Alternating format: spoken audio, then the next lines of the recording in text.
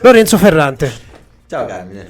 mio grande amico, e volevo iniziare la puntata facendo io una piccola prefazione su Lorenzo, che Lorenzo, come anche Giorgio settimana scorsa, Lorenzo fa parte, Lorenzo molto di più di Giorgio, fa parte dei figli miei, Esatto, tra puoi dirlo forte. quelli che chiamo tra virgolette figli miei.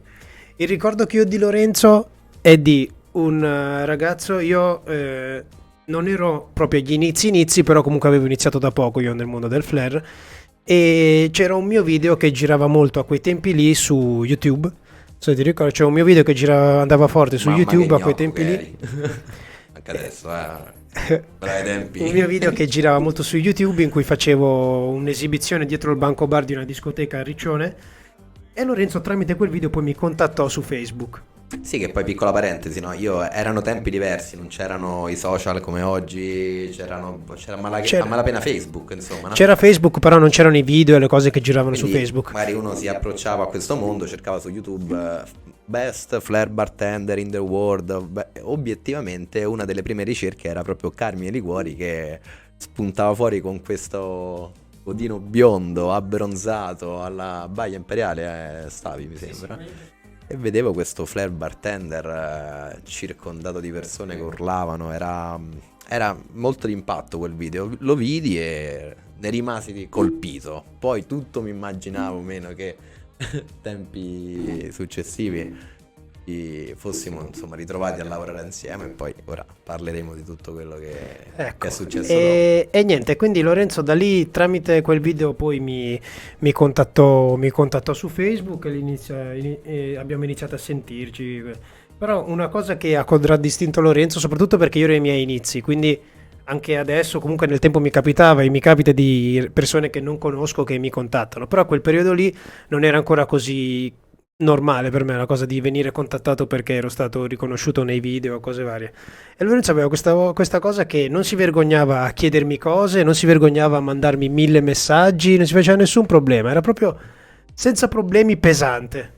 Che ogni tanto infatti non conoscendo dicevo ma questo qua che vuole da me? E continuavamo a me così. non sembrava vero. Cioè, l'idea che lui mi rispondesse su Facebook e mi dedicava del tempo per me era qualcosa di era un sogno. No, non è una cosa uno a oggi, no, che siamo amici sembra banale, però in realtà era proprio così e comunque la stima che avevo non è mai, diciamo, cambiata. Io ho sempre diviso l'amicizia tra quella che poi è la stima verso persone che ti hanno permesso poi di prendere ispirazione e di andare avanti, però obiettivamente lo sai quanto ti voglio bene e ti stimo come flare bartender, e come persona che comunque in questo settore ha fatto tanto e oggi questa è una delle dimostrazioni, perché vi posso garantire, raga, che dietro questo video c'è un lavoro veramente veramente grande e, insomma, applausi per Carmine, perché davvero è bello vedere che ce ne sono persone come lui che cercano di divulgare in un modo o nell'altro quello che è un mestiere che è ancora troppo poco chiacchierato. Grande Carmine.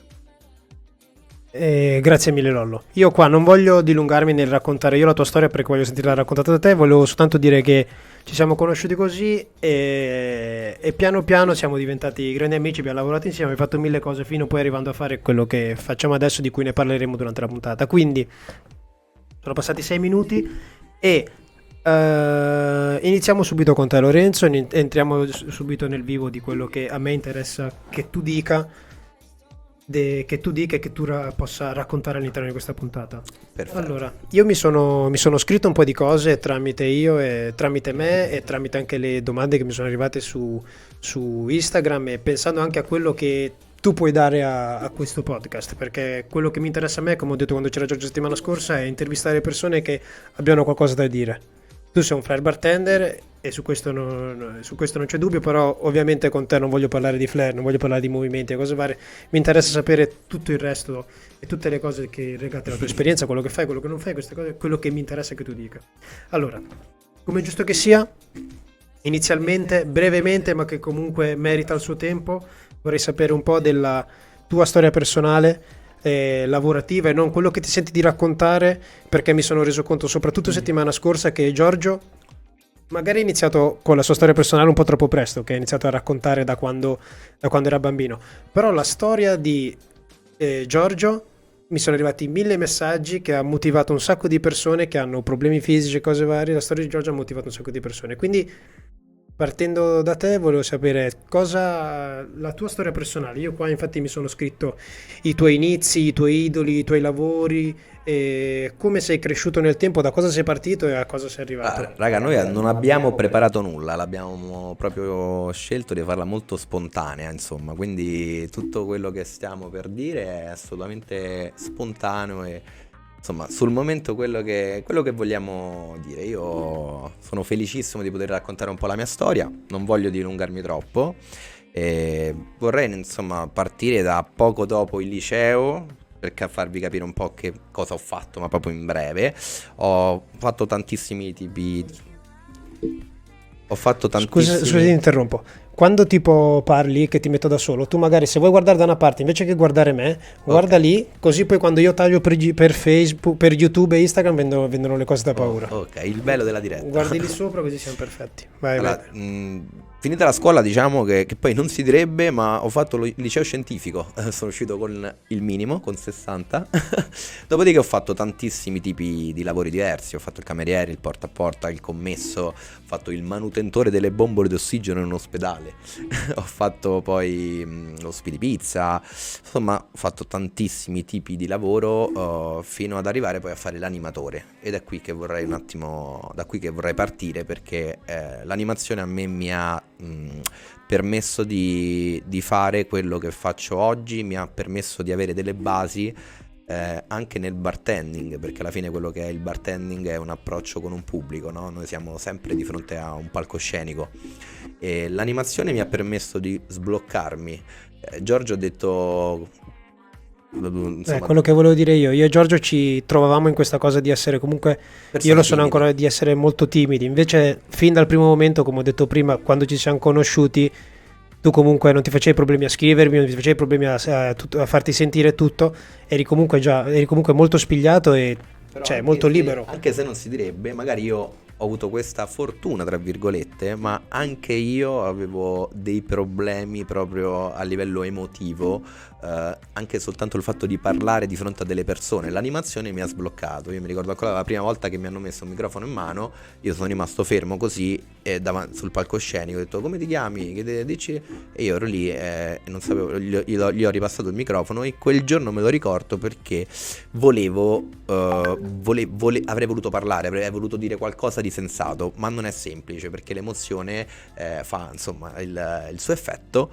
E questo per dirvi che nessuno nasce né imparato, nessuno nasce spigliato e la persona anche più timida può trovare il modo di sciogliersi e può trovare sicuramente la sua strada anche a livello insomma di gestione proprio del pubblico e di quella che riguarda la timidezza. Comunque l'animazione mi ha permesso, quei 4 anni di stagioni estive mi hanno permesso di conoscere le persone, insomma, mi ha permesso l'animazione di imparare dei mestieri come può essere quello del DJ, quello di imparare a fare degli sketch di cabaret, Animazione villaggi turistici, ok, animatore del villaggio turistico. classico animatore che fa i balli di gruppo, cabaret, DJ, vocalist Ok, e ok. tutto quello che riguarda proprio un villaggio turistico, no?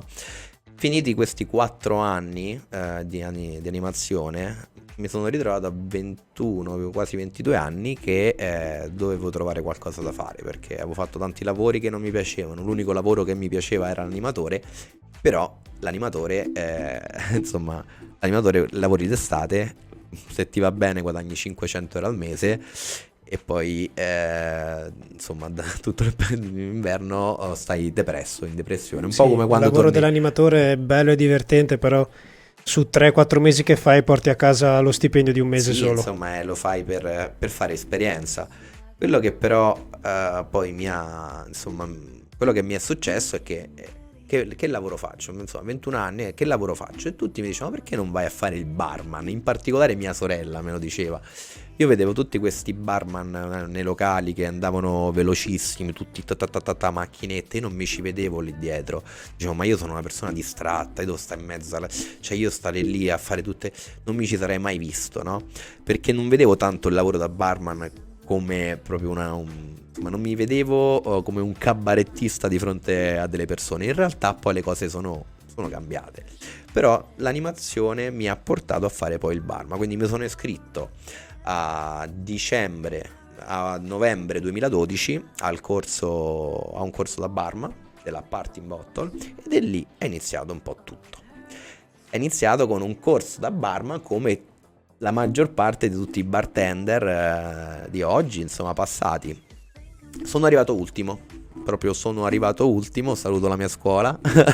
Ciao a tutti se ci siete. Perché alla Party in Bottle si faceva una gara a fine corso? C'era un esame finale sul basic. Ok, si faceva l'esame e nell'esame si veniva classificati. Esatto, quindi c'era un esame come a scuola, quindi con un massimo di 100 punti e fino a un minimo di 60. Indovina quanto ho preso? Bravo, 61. 61. Anche io alle superiori ho preso 61. Io ho fatto superiori 60 e a scuola da barman 61. Ultimo su 20 del mio gruppo, eravamo 10 la mattina, 10 il pomeriggio. 20° sono arrivato. Cosa è successo? La scuola ti fa lavorare, ti fa fare dei tirocini solo dall'85 in su, almeno la nostra scuola, quindi ti permettono di lavorare e di fare esperienza le prime volte con un po' di bancone senza essere retribuiti, però fai esperienza. Io, avendo preso 61, non mi hanno proprio preso in considerazione, quindi cosa ho fatto? Sono andato per locali a chiedere di lavorare gratuitamente, cioè mi sono comprato la borsa, l'attrezzatura, e vi racconto questa, ve la devo un attimo raccontare. Era proprio dicembre, capodanno del 2012, e ormai sono passati quasi 10 anni. 10 anni esatti. Esatto, io sono uscito proprio per la precisione dal corso il 21/12/2012. Sono uscito. Ma il 21/12 non è quando doveva finire il mondo? Non so se era il 12/12 o comunque io il 21/12/2012 ho l'attestato della Party in Bottle del corso di... Buono. Proprio quel giorno ho preso il mio 61, no? E loro giustamente mi hanno detto, rifai il corso, rifai gli esami e magari prenderai un voto migliore e ti mandiamo noi a fare dei tirocini. No, io mi ero impuntato perché io sulla pratica andavo bene e già iniziavo a fare, mi piaceva lanciare due cose in aria, però non avevo studiato il proibizionismo, la merceologia, tutti i distillati, fermentazione, insomma tutte queste cose non le avevo studiate. Per essere 10 anni fa era già un bel corso, se ti faceva era proibizionismo. Un corso, cioè non ne parlo bene perché insomma, però obiettivamente il corso basic di 10 anni fa era già molto avanzato. No, ma comunque a Roma, non so se la conoscete la realtà romana, tipo io mi trovo a Bergamo. A Bergamo c'è soltanto una scuola, che è quella dove lavoro io, che fa corsi legati al bar, caffetteria, bar manager. 50. Roma, tra riconosciute e non riconosciute, ci sono una settantina di scuole, sì. Perciò la competizione è altissima e quindi sicuramente, cosa che va ovviamente a favore dei corsisti, essendoci tanta competizione, si può avere a un prezzo molto più basso un'istruzione altissima. Quindi infatti Lorenzo mi sta dicendo che 10 anni fa insegnavano già il proibizionismo e tutte queste cose. Assolutamente. Quindi cosa succede? Tutte le persone, tutti gli studenti del mio corso erano pronti per lavorare e li avrebbero mandati a Capodanno. A Capodanno cercano tutti i barman, no? C'è necessità di personale ovunque. Quindi tutti quelli del mio corso vanno a lavorare. Io sapevo che erano tutti stati chiamati per fare la serata di Capodanno. A me mi avevano messo in stand-by. Io ho aspettato fino all'ultimo giorno, proprio fino al 31. Aspettavo questa telefonata, io scrivevo, dicevano aspetta, ti facciamo sapere noi, perché mi ha detto forse riusciamo a inserirti in qualche contesto, insomma, a Capodanno, forse riusciamo, però sta telefonata non arrivata e non è arrivata a Capodanno. Io ho passato quel Capodanno, me lo ricordo perfettamente, se lo ricordano anche i miei genitori che vivevo ancora con i miei, ho passato in cameretta chiuso, ok, a fissare il muro, cioè ero proprio così, perché io volevo lavorare. Il giorno dopo io avevo già la borsa, l'attrezzatura, sono andato a Testaccio, una zona di Roma, a cercare lavoro, ma non a cercare lavoro, a farmi pagare. Andavo lì per locali e chiedevo, mi fate lavorare gratis, mi date la possibilità di imparare. Ho fatto il corso e nonostante chiedevo, posso fare lo schiavo, non mi facevano stare dal bancone, perché obiettivamente, se anche io mi metto nei panni di un barman oggi, arriva ragazzetto, diciamo rompiscatole, che gli dice sai, mi insegni qualcosa per come la può vedere un barman, dice no, non possiamo farti stare qua, fino a quando mi hanno fatto, diciamo, una discoteca, mi ha aperto la porta e c'era sta Branda ai 2 metri, che poi Jimmy lo saluto, che mi fa che volete, mi fa entrare. E ho iniziato, dicevo, gli spiego la situazione e mi dice vabbè va, vieni dal bancone. Mi mette dietro al bancone e mi fa insomma fare la serata e me la sono cavicchiata, insomma, non è andata malissimo. E quella sera mi diede 30 euro, mi disse dai prendi questi soldi, dai, non te poi non lavorare, ma mai lavorato, mi diede 30 euro e mi disse vieni pure domani. Ho iniziato così a lavorare in questa discoteca, insomma a testaccio, lavoravo solo il weekend. Dopo qualche mese che lavoravo tutti i weekend e che andavo puntualmente alla Party in Bottle, perché andavo a scuola e compravo uno shaker, compravo una flare bottle, compravo questo, la scuola ha iniziato a domandarsi ma cosa sta facendo sta capra che è arrivato ultimo, no? Perché io dicevo io lavoro. Mi sono ritrovato dopo qualche mese a ricevere una telefonata loro e mi dissero guarda, facciamo così, prova a fare una serata con noi. Spazio 900, Gigi D'Agostino, c'erano tipo 10.000 persone. Feci la serata con loro e c'erano tutti i ragazzi del mio corso che avevano preso 90, 95, 100, no? Io ero la capra che però aveva lavorato in quei 4 mesi tutti i weekend. Gli altri no, avevano solo fatto qualche serata random. Sì, però hai lavorato in discoteca. In discoteca. Perciò Cocktail bar, poi è un'altra cosa. Infatti tutte le lacune che io purtroppo mi sono dovuto portare negli anni sì, però trovato. Se tu hai fatto mesi a lavorare in discoteca e questi hanno lavorato solo negli eventi, va bene con loro. Ho fatto 3-4 eventi anche in discoteca, io ne ho fatti invece una ventina. Un bartender che fa un corso buono o non buono, dopo 4 mesi che lavora in discoteca, lavora al bar in discoteca, confronto a com'era 4 mesi prima, diventa un missile. Infatti, è pazzesco. Finisci pure di raccontare. Infatti io chiudevo tutte chiusure e avevo già imparato a fare un po' di flare, no? Perché io da subito ho iniziato a fare flare. Infatti questa cosa insomma va in parallelo. Quella sera mi dissero insomma i proprietari della scuola, che c'erano anche loro quella sera, mi dissero vabbè dai, puoi iniziare a lavorare con noi, però devi studia perché l'esame che era tutto rosso, una cosa era veramente imbarazzante. Io nel frattempo avevo iniziato a lanciare bottiglie tutti i giorni. Io il primo anno mi allenavo veramente 10 ore al giorno, ma non ho fatto corsi i miei primi 2 anni di flare. E infatti mi sono ritrovato un sacco dei problemi non indifferenti, perché io lanciavo al parco le flare bottle, lanciavo. No, anche io. È un discorso che mi trovo a fare con tanti miei corsisti, che magari io gli insegno cose e loro al secondo giorno che si allenano con me sanno fare movimenti con la mano sinistra, o comunque sanno fare cose che io ho capito dopo 6-7 anni che facevo flare, che ho capito che dovevo imparare. Esatto. Io gli dico tu adesso al tuo secondo giorno che fai flare tra virgolette serio sai già fare una cosa che io ho capito che dovevo imparare quando facevo flare da 6 anni. Assolutamente. Ci vuole ogni cosa c'ha insomma il suo giusto percorso, no? Step by step. E io ho imparato prima a fare delle cose che non mi servivano a niente, perché io poi dopo un po' di mesi che facevo flare e che magari sapevo fare lanciavo la bottiglia, sapevo incastrare, facevo l'over, la incastravo, sapevo fare un sacco di cose, però dietro al bancone mi ritrovavo con una bottiglia di qua, una bottiglia di là, dicevo che devo fare? Verso normale, perché non sapevo neanche cosa volesse dire working flare, no? Comunque tutto questo poi nel tempo si è sicuramente evoluto e insomma io ho avuto modo dopo un po' di mesi a conoscere di conoscere altri bartender che mi hanno magari dato delle dritte sul flare, perché io mi allenavo da solo, allenavo da solo, anzi io mi allenavo con Jacopo Urbinelli, che è Jacopo, non te l'ho detto perché non volevo farti perdere il filo, ma Jacopo è in diretta, c'è anche lui. bello mio. Sì, sì, c'è anche Io lui. mi allenavo con Jacopo Urbinelli, in realtà è grazie a lui se ho fatto veramente il mio primo corso da barman, perché lo vidi shakerare in una discoteca. Jacopo è il mio migliore amico da sempre, lo vidi shakerare in una discoteca, ho detto no, io pure voglio fare questa cosa qua, voglio pure io shakerare, e quindi poi sono andato a fare il corso. Ci allenavamo insieme tutti i giorni, 10 ore al giorno. Io se saltavo un giorno mi sentivo che stavo perdendo qualcosa, quindi era proprio una specie di bisogno, no? Perché in realtà poi avevo già 22 anni e volevo arrivare in alto, dicevo no, non volevo neanche fare le gare, parliamoci chiaro, io ho iniziato a fare fare perché volevo rimorchiare in discoteca, cioè non me ne vergogno a dirlo. Quella è la cosa che attira un po' tutti. Io a 21 anni, 22 anni, l'idea, vidi un barman da piccoletto, forse avrò avuto 16 anni, che lanciava un po' di bottiglie in aria, che poi se ci ripenso adesso a quanto è cambiato il flair, chissà cosa avevo visto, però vidi sto barman circondato di ragazze. E io ma ricordavo questa cosa, dicevo no, io voglio stare lì. Il problema Bisogna essere sinceri, anch'io lo dico, beh, essere sincero, perché sei qua?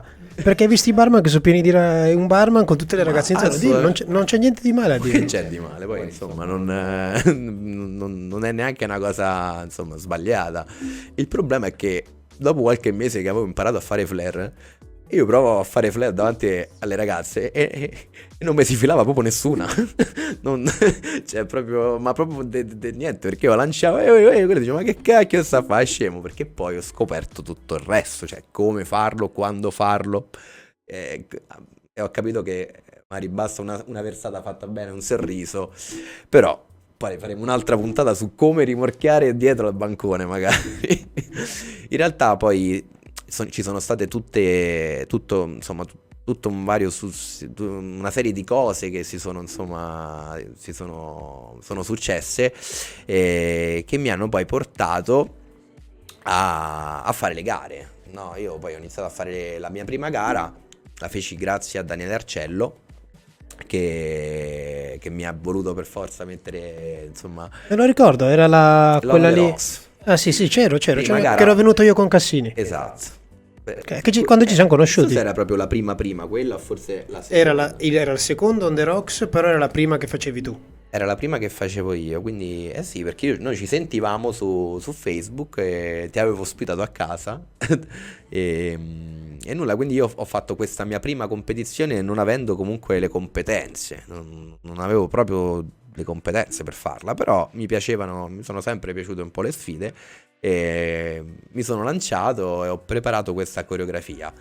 E non ho detto una cosa, io provengo dalla danza, io provengo dal ballo, io in animazione facevo, prima ho iniziato a fare l'istruttore di tennis, però io ero un ballerino di hip hop e break dance, quindi questa cosa mi ha aiutato nel flair sia a livello diciamo di stile, di movenza fisica e anche per quanto riguarda proprio l'aspetto show, l'aspetto no, di stare su un palco ed esibirti. E quando io ho dovuto preparare una routine di flair, la mia prima routine, io ho preparato una coreografia, però saper contare gli 8, saper insomma coreografare il proprio corpo sulla musica già era un gran passo avanti. Questa cosa mi ha aiutato particolarmente.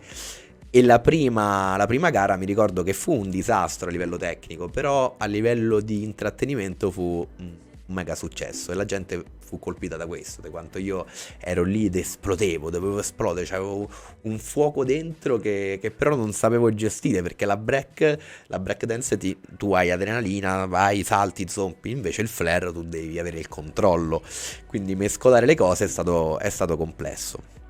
E Mi ricordo, scusa ti interrompo, mi ricordo che quella gara la finisti con un backflip. Quella gara Capriola all'indietro praticamente l'ha fatta talmente forte ed era talmente preso dal momento che ha fatto la capriola all'indietro, non calcolando che dietro aveva un divanetto, un piede l'ha appoggiato sul divanetto e lui è comunque atterrato perfettamente, nonostante sia atterrato con un piede solo e messo un piede sul divanetto tutto storto così. Mamma mia, sì, è me lo vero. ricordo come fosse ieri. Me lo ricordo pure io, ho rischiato di morire. Me lo ricordo bene. Sì, le euforie, che poi ho, diciamo, anche capito che fare un salto mortale in gara magari non è proprio troppo per come la vedo io, perché dietro al bancone non lo faresti mai un salto mortale, no? Cioè, Vabbè, però in difficile. quella situazione In quella era la tua situazione. prima gara. Hai fatto la gara, non me la ricordo, però mi ricordo che sicuramente non eri contento di quello che avevi fatto o non fatto e dici, Ma vabbè, sì. è andata una merda fino adesso, so fare questo, A guardate, sto punto boom, faccio la capriola all'indietro. capriola. Questa la so fare e qua dentro non la sa fare nessun altro. Tutto quello prima era uno scherzo, poi faccio vedere, faccio la capriola e stiamo a posto.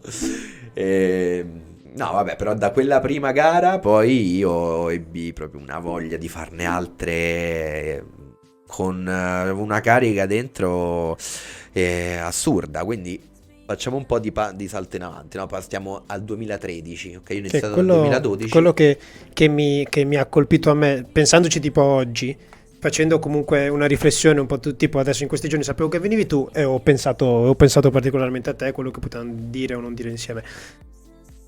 E tu ovviamente, Flair Bartender, però se prendiamo quello che hai fatto o quello che sai fare o quello in cui sei forte, alla fine sì, Flair Bartender, fai il bartender, hai fatto il bartender, hai fatto le gare, ti sei allenato per fare le gare, insomma, però alla fine la cosa in cui sei veramente esploso, sei veramente, tra virgolette, il numero uno, non è fare le gare o fare il Flair. Capito? Perciò alla fine dico, come adesso hai detto che la tua gara tecnicamente non è andata benissimo, però a livello di intrattenimento è andata bene. Di quanto comunque tu di quanto tu comunque hai dato importanza all'intrattenimento hai dato l'importanza lavorando nel villaggio turistico. Infatti alla fine quello che hai fatto quello che, come ne parlavo con Giorgio, di che cosa ha utilizzato e cosa utilizza lui, cosa ha tratto lui dal Flair per diventare bravo in quello che fa, uguale tu. Nonostante tu sia partito da quello, comunque ti sei differenziato, adesso fai completamente una cosa di cui ovviamente ne fa parte, ma completamente diversa. Diciamo che alla base c'è il far divertire le persone e farlo assieme a loro, no? Che sia un palcoscenico, che sia un evento. Io credo che per come sono fatto io sto bene se riesco a trasmettere che quello che sto facendo mi fa divertire a me e fa divertire le persone che sono di fronte o che partecipano a un mio evento. Ora, tra pochissimo arriveremo anche a quella che è l'organizzazione degli eventi, master evento, di tutto quello che ho fatto negli ultimi 4-5 anni.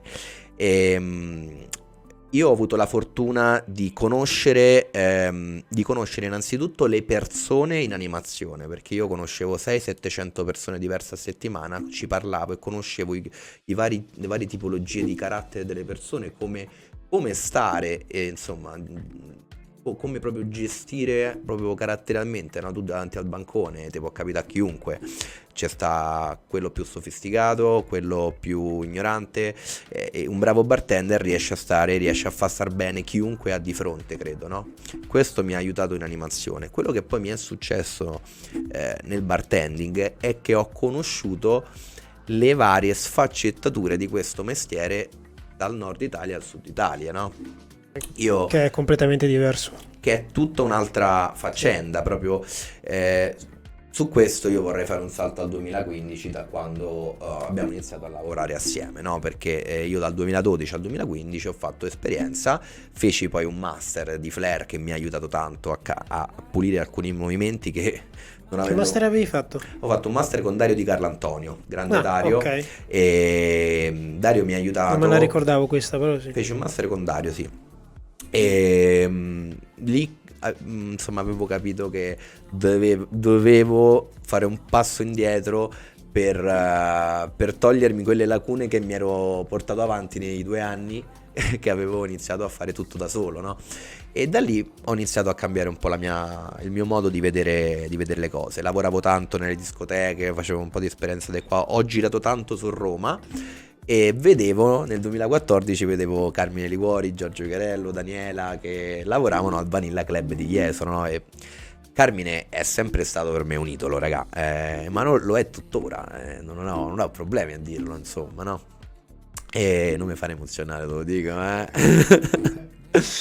E quel Vanilla Club che io vedevo su Facebook era come, non lo so, oggi potrebbe essere Non lo so, ci credi che secondo me non c'è un qualcosa... Ma perché siamo cresciuti, ma i Perché ragazzi di 20 anni di adesso lo vedono nello stesso modo il vanilla. io vedevo il Vanilla Club come qualcosa di irraggiungibile, no? Vedevo questi barman acrobatici fortissimi, li vedevo anche lavorare in un certo modo, no?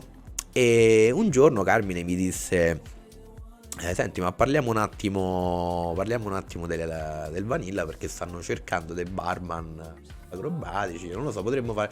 Mi ricordo quella telefonata, no? E me la ricordo perfettamente, perché Carmine mi disse: guarda, io te lo dico, Lollo, se vuoi venire potresti fare una prova, però ti dico già adesso che al Vanilla, almeno si parla dei tempi, insomma, al Vanilla se devi venire non ci sono tante serate a settimana, insomma, quindi se devi lavorare per i soldi magari ti conviene fare una stagione che lavori tutti i giorni, in altre parti che ti pagano magari... Quando mi disse la cifra, abituato a quello invece che si prende a Roma, perché al sud si No, guadagna... vabbè, ma possiamo dirlo, tanto qua non lo Qua, possiamo dire. proprio il quanto si prendeva a Quanto si serata. prendeva? 110 a serata più o meno No, era. 116. 116 a E disse: guarda, serata. non si prende tanto a serata, penso che si prendono 110, 120 euro a serata. Io ho detto: cosa? Io prendevo 40 euro a serata, raga. 40 euro a serata. Ha fatto... E io non sapevo se fare il vago, cioè dire: ah, vabbè, ti pare, oppure dire... E ho detto: no, ma che scherzo. E mi sembra che gli dissi: oh, grande, grande, perché a quel punto non sapevo veramente come rispondere. Per me era... sarei andato gratis a lavorare al Vanilla. Comunque, feci quella prima prova al Vanilla Club di Jesolo. Mi sono venuti a prendere con un SUV e 8 bionde dentro. Non so come ce l'hanno fatto. È vero, è vero, è Io sono vero. arrivato a Jesolo. Arriva questo SUV tipo, non mi ricordo di chi era. No, è perché avevano lo sponsor di una concessionaria, quindi prendevano a inizio stagione il van, il Mercedes gigante e dentro ci mettevano tutte... È arrivato l'ex direttore del Vanilla con queste 6-7 bionde, non lo so, che sono uscite tutte assieme. Si sono presentate e siamo piacere, ma che sta succedendo qua? E da lì già avevo capito, insomma, che quel posto era veramente, insomma, mi piaceva. E comunque dopo, insomma, ho conosciuto meglio Carmine, insomma, lavorativamente parlando, ma non è stato facile per me la prima stagione, per niente. La mia prima serata al Vanilla, mi ricordo il direttore mi disse: oh, sbloccati, che ti vedo, c'ho paura. Il direttore, c'erano ancora sia Nicolò che Marchino. Sì, c'era Ok. Pitch e Marchino. E Marchino, ok, E ok. Pitch mi disse: che c'hai, che ti vedo un po'... Ho fatto: sono un po' emozionato, E lui mi disse: ma lanciati, vai, spacca tutto, lo so che ce l'hai dentro, vai, vai, vai. E forse lì poi l'ho preso un po' troppo alla lettera. Comunque non è stata facilissima la mia prima stagione. Io ho osservato molto. Poi io ho sempre avuto un limite, quello che sono un po' troppo giocherellone, no? Poi oggi siamo cresciuti, io e te, insomma, siamo diventati un po' più grandi, però tu sai bene quanto io possa fare impazzire, posso proprio far rosicare un collega, perché io sono uno di quelli che si distrae, che magari fa finta di lavorare, sposto le cose, no? E c'ho un po' sto problemino, però ho compensato con altro. Sì, diciamo che c'è il grafico, tipo il livello di intrattenimento, al centro c'è il barman perfetto, da una parte c'è l'intrattenimento, dall'altra parte c'è il lavoratore, e diciamo che il grafico di Lorenzo era tutto sull'intrattenimento, e quindi per riuscire a tenere il grafico più al centro possibile qualcuno doveva compensare col lavoro, Esatto. quindi aveva bisogno del tutor che gli stava dietro. Comunque il Vanilla mi ha sicuramente cambiato, fatto cambiare la visione proprio di quello che è quello che è il bartending. Ora non parliamo della follia, no, che tiravano fuori durante le serate. Io vorrei parlare del Veneto in generale un attimo, proprio di come lavorano al nord Italia i barman. Io ho cambiato il mio modo di lavorare, non lo diresti mai, però io ho imparato a lavorare bene, obiettivamente guardando voi. Utilizzare delle tecniche, no, di speed working che obiettivamente te le insegnano nelle scuole magari, ma a Roma pochi le utilizzano. su questo io devo proprio... Io questo lo dico, scusi ti interrompo, lo dico sempre ai miei corsisti perché dico, io questo te lo faccio vedere, ma se tu non entri nella mentalità di farlo e cerchi di farlo al lavoro, non lo andrai a fare mai più. Io questa cosa te la insegno. Però tu quando al lavoro quando al lavoro ti trovi l'occasione di farla, devi farla, perché sennò non ti entra nel meccanismo mentale, non lo vai mai a fare, rimani sempre a fare le solite versate come tutti quanti. Esatto, e su questo veramente è stata una cosa che non mi sarei aspettato, no? Però guardando, vedendo lavorare determinate persone, che proprio lì ci sono bartender, regà, che hanno veramente anni, 20, 10, 20 anni di esperienza, li vedi lavorare e capisci che la strada da fare è veramente lunga, no? E in particolare una ragazza, amico, ora non mi ricordo neanche il nome, c'era questa ragazza che stava sostituendo non so chi al bancone, mi lavorava a fianco quel giorno, una ragazza sulla trentina, e la vidi lavorare con queste tecniche velocissime, no? Tanti drink diversi assieme, e la vidi lavorare con questo sorriso stampato. Io mi ricordo questo sorriso stampato che mi ha colpito e ho provato poi a rifarlo, perché la vedevo lavorare tutto col muro di gente, lei col sorrisino continuava come se niente fosse a lavorare, rispondeva, trasmetteva quel senso di serenità, di piacere, no? Che mi ha colpito, e ho cercato di rifarlo pure io, e io oggi lo insegno questo ai miei corsisti, no? Perché Me capita mi capita spesso al Vanilla, mi è capitato più spesso ovviamente di come li chiamano, come li chiamiamo a Jesolo, gli ospiti, che ti ricordi, dico, e mi è capitato di clienti che li chiamiamo ospiti, di clienti che in mezzo al disagio, in mezzo al casino totale, non mi facevano i complimenti per quanto ero bravo o per quello che stavo facendo, dicevano che ero veramente bravo perché nonostante tutto quello che c'era intorno a noi, dicevo che mi fa trasmetti tranquillità. Come fai a essere così tranquillo? Come fai a trasmettere questa è tranquillità? vero, poi tu ce l'hai particolarmente questa skill della pulizia, dell'eleganza, dell'essere comunque molto... Avete visto che vuoi lavorare Carmine, regà? Carmine c'ha uno stile tutto suo, no? Tutto suo, però ognuno di noi poi lì al Vanilla aveva la propria personalità, e questo poi è sfociato pure in...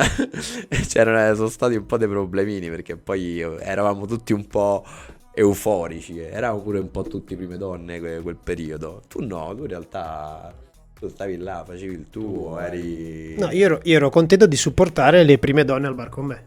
Ero contento che del tutto venisse fuori un bello spettacolo.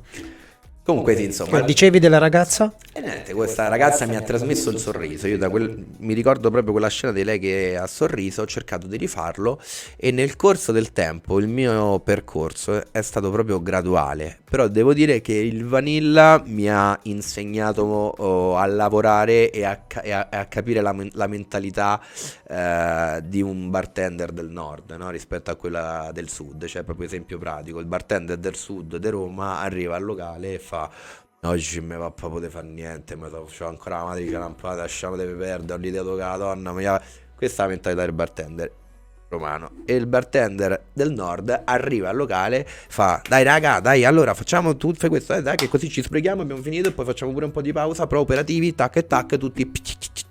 No, però un po' questo è come io la vedo, la differenza tra nord e sud. Io mi ricordo io questa cosa l'ho usata come esempio tutta estate con i bartender che ci sono stati quest'estate al Vanilla, e dicevo, quando c'erano Ferrante, Facchi e gli altri nomi dei nostri colleghi, dicevo, ragazzi, perché quest'estate noi ci trovavamo ad arrivare anche 2 ore e mezza prima della serata per preparare, dicevo, noi in un'ora avevamo fatto tutto il locale, in un'ora il locale era pronto, il ghiaccio fatto, noi cambiati, e noi a cambiarci c'era Lorenzo con la piastra, Facchi con la piastra, la lacca, cioè veramente io che avevo i capelli lunghi, che andavo in bagno mezz'ora prima di loro a prepararmi, perché dovevo prepararmi da solo, cioè ci mettevamo 40 minuti solo a prepararci. Sì, perciò quindi in 20 minuti preparavamo il locale.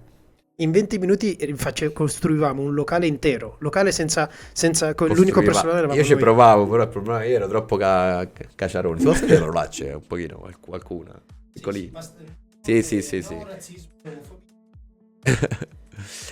E niente, quindi Tanti ringraziamenti e tanti saluti al Vanilla Club e tutto al Nord Italia in generale. Io ragazzi non è che voglio sminuire il Sud in generale, perché io sono del Sud e io sono ed ero così. Purtroppo però ci sono dei pro e dei contro e bisognerebbe imparare chi dal Sud, chi è del Sud dovrebbe imparare delle cose del Nord e anche chi è del Nord magari dovrebbe imparare delle cose del Sì, sì, Sud. però Questo comunque il bartender, la cosa perfetta è che poi negli anni io ho sempre portato avanti, e molte volte sono stato anche criticato, la cosa perfetta è che io ho sempre promosso è stata quella di prendere il bartender del sud e portare al nord.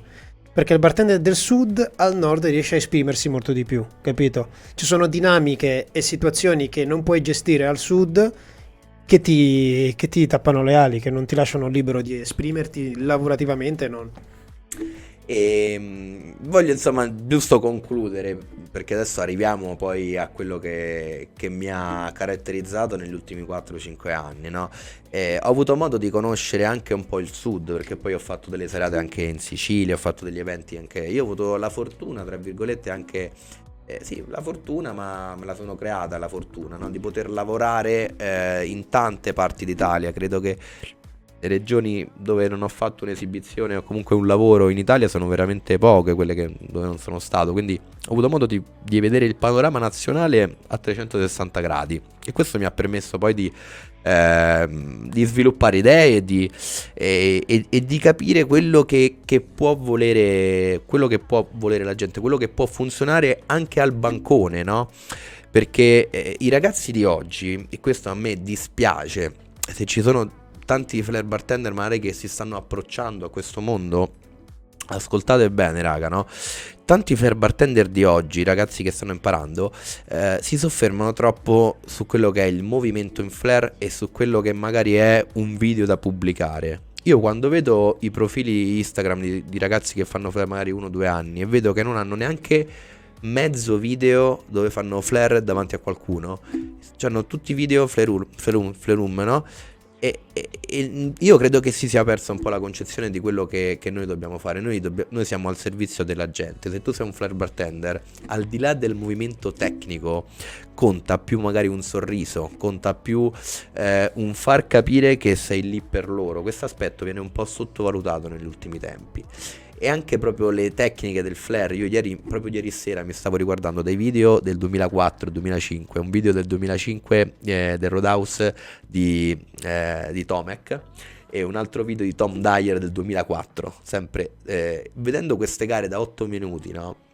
Vedevo proprio quanto sia cambiato. Secondo me i ragazzi di oggi dovrebbero cercare prendere un po' più di ispirazione.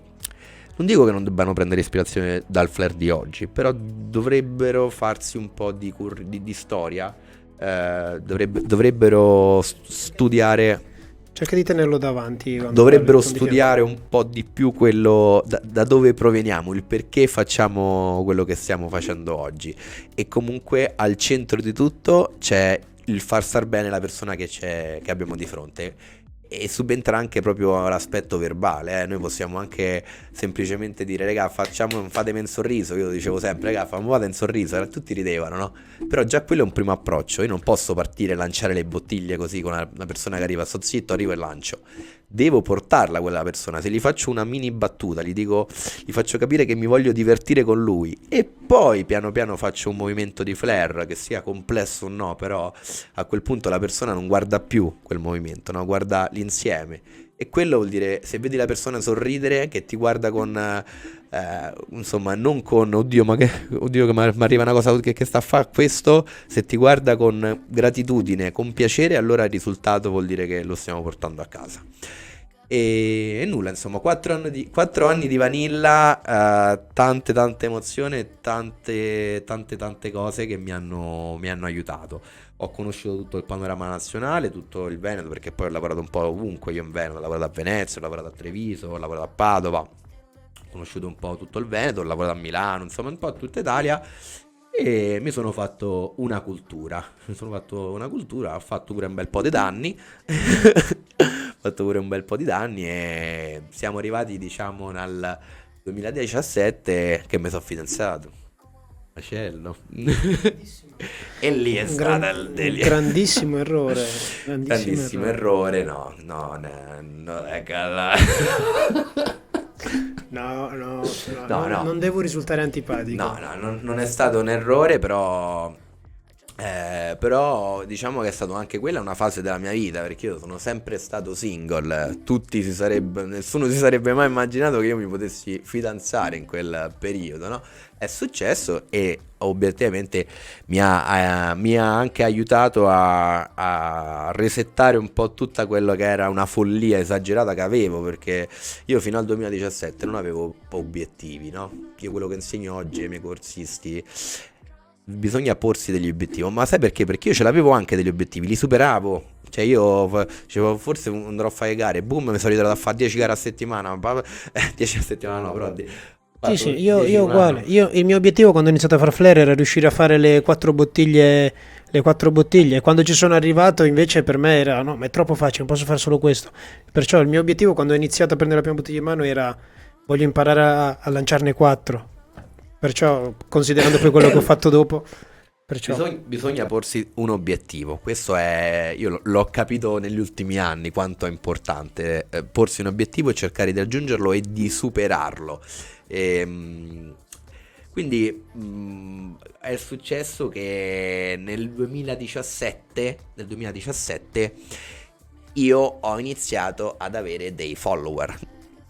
E come? Io non ho problemi a dirlo, perché io sono stato il primo bartender in Italia, diciamo. Dopo magari ecco c'è stato ovviamente Bruno che aveva i follower, ma non è che Bruno era già famoso ai tempi, ma come erano anche altre persone. Io però sono stato il primo, si può dire, sono tra i primi a capire che Instagram fosse importante, no? Sì, sì, infatti anche quando mi ricordo benissimo anche io ti dicevo di non perdere tempo su Instagram, venire in giro con noi, che tanto si usava Facebook, non Instagram. Io su Instagram caricavo Eh, quindi solo adesso, cazzate. ora vi dico come sono arrivato ad avere i miei primi 15.000, 20.000 follower, no? Ora vediamo un attimo se qualcuno se lo può immaginare. È molto molto facile con quello che poi è successo in maniera anche, diciamo, automatica con le applicazioni.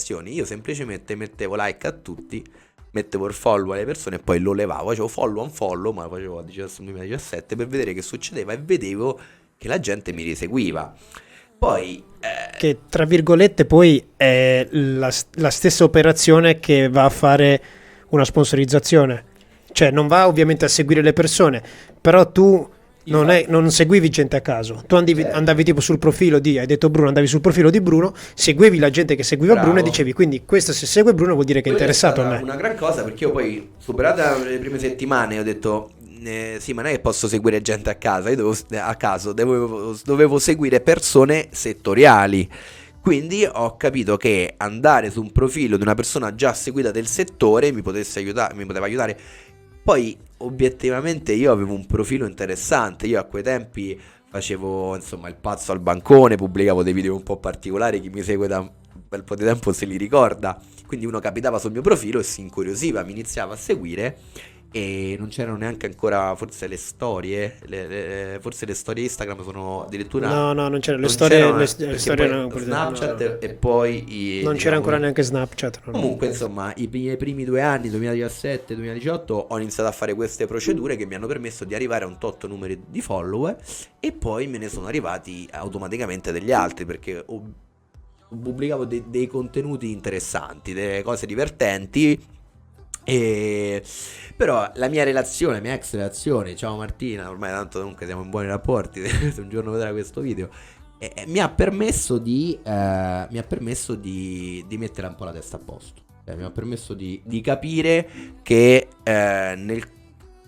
che serviva altro e che i 30 iniziavano a farsi vicino, no? Ho detto, ma volevo fare qualcosa volevo creare.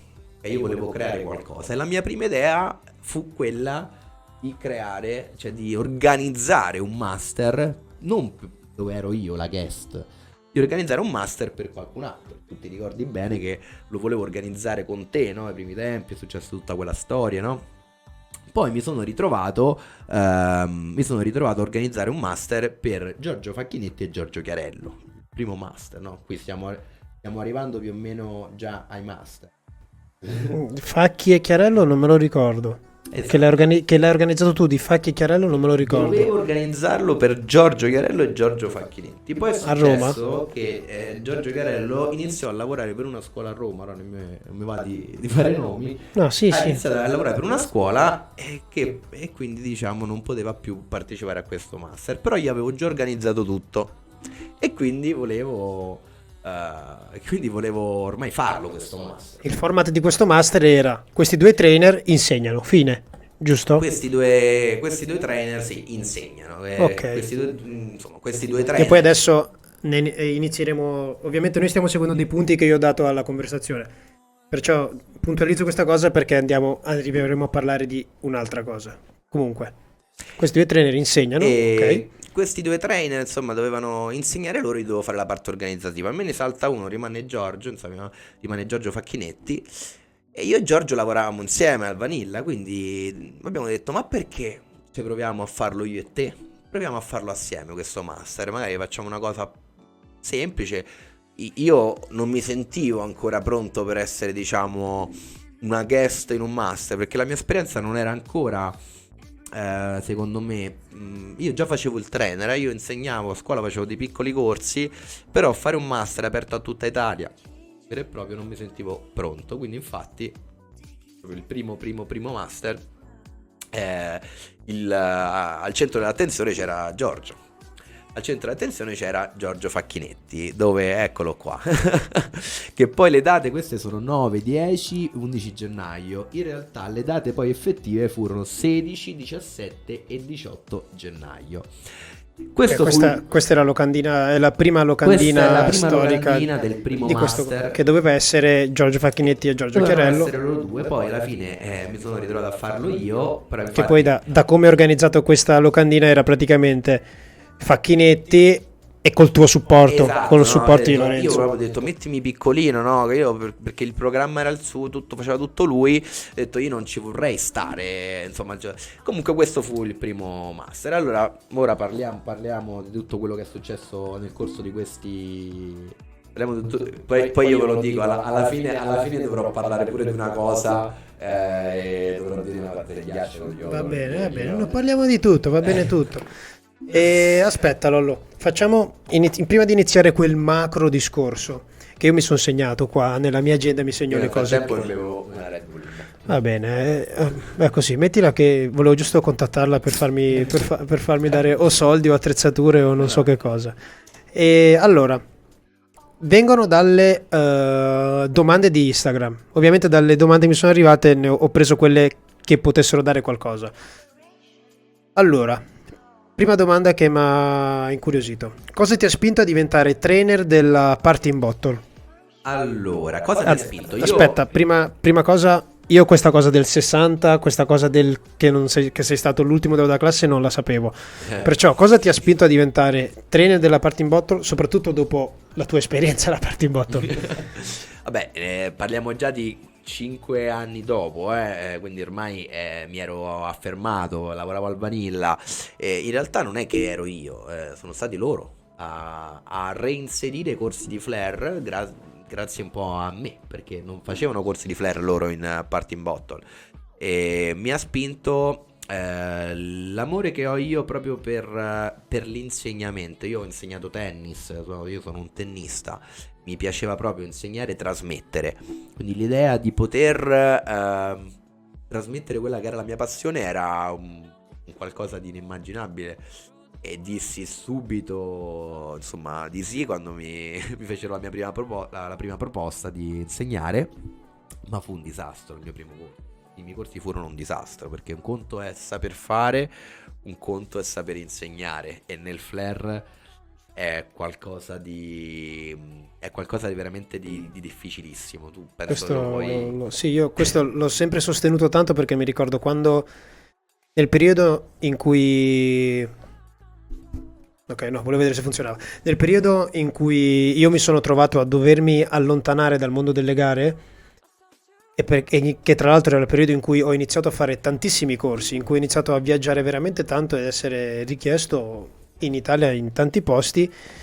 insegnando mi rendevo conto di quanto era difficile insegnare. Perciò mi dicono: Carmine, perché non vieni più a farti le gare? Vieni a farti la gara, dai che ti costa, poi vai a farti il corso.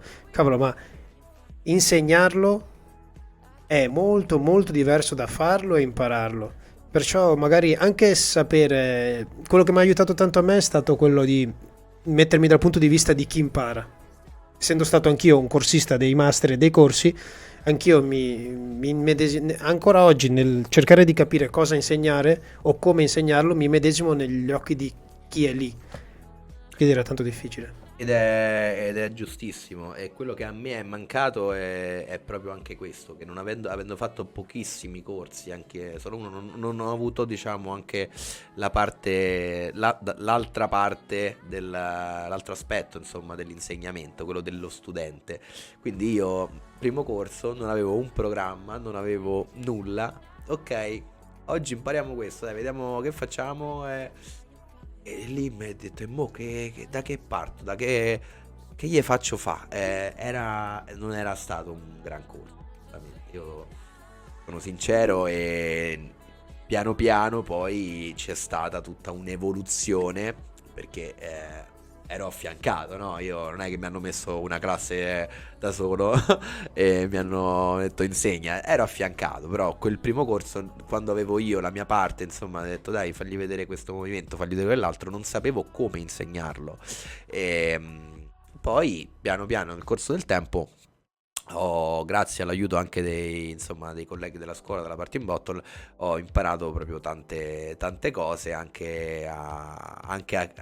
diventare, anche a maturare sotto certi punti di vista. Io in aula ai primi tempi ero troppo giocherellone, facevo le gare e volevo lanciare, capito? Aspetta, raga, devo fare un movimento. No, quando si fa lezione, ogni tanto sì, puoi fare qualcosa, però quando si fa lezione, diciamo, devi essere serio, e ci sono delle persone che hanno pagato un corso, e bisogna dedicargli la giusta attenzione. L'attenzione è su di loro, non è su di noi, ok? Noi le stare poi le facciamo da altre parti, se dobbiamo fare proprio le stare. In quel momento noi dobbiamo concentrare tutte le nostre energie su quello studente che sta investendo tempo e denaro per imparare un qualcosa. Quindi Questa è una delle tue cose che ho notato soprattutto da quando da quando mi hai chiesto di iniziare a collaborare con te in questo progetto di cui arriverei a parlare, di quanto cerchi di mettere completamente al centro dell'attenzione le persone che vengono a partecipare. Poi, altra domanda che, vabbè, io e te sappiamo benissimo la risposta, però se me l'hanno fatta vuol dire che a qualcuno arriva questo, quindi una tua risposta ci sta. La domanda è stata: rivalità o amicizia? C'è competizione tra te e Carmine?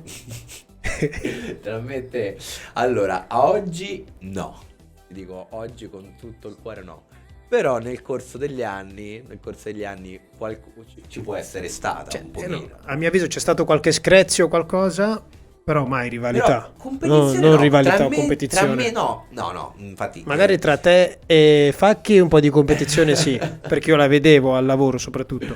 Però tra me e te no. tra me e te no, in realtà al lavoro, tu dici al lavoro proprio, no, Non lo so, me in me generale. l'hanno chiesta così. No, con te il nostro rapporto è stato sempre molto, molto particolare. Poi pure tu sei una persona molto, sei diverso sicuramente da tante altre persone. No, proprio rivalità non c'è mai stata. In realtà abbiamo fatto di tutto assieme, follie, non follie, ci siamo divertiti e ci siamo sempre rispettati, siamo sempre parecchio rispettati, devo dire. No, quindi no, assolutamente no.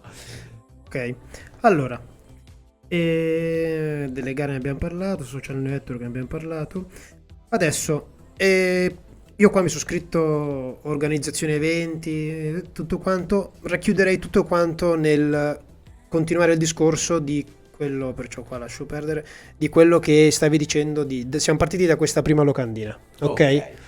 È nato tutto tra Master virgolette evento. Master event, Master ok. event. C'è stata una domanda appena iniziata la diretta: parlate di Master Evento. Sì, ne parliamo adesso, così Ora ne parliamo. l'abbiamo tenuto per grosso modo alla fine, così da parlare delle cose belle e soprattutto della cosa che secondo me Lorenzo ci può dire, cose che possono essere molto interessanti anche per crescita per chi guarda.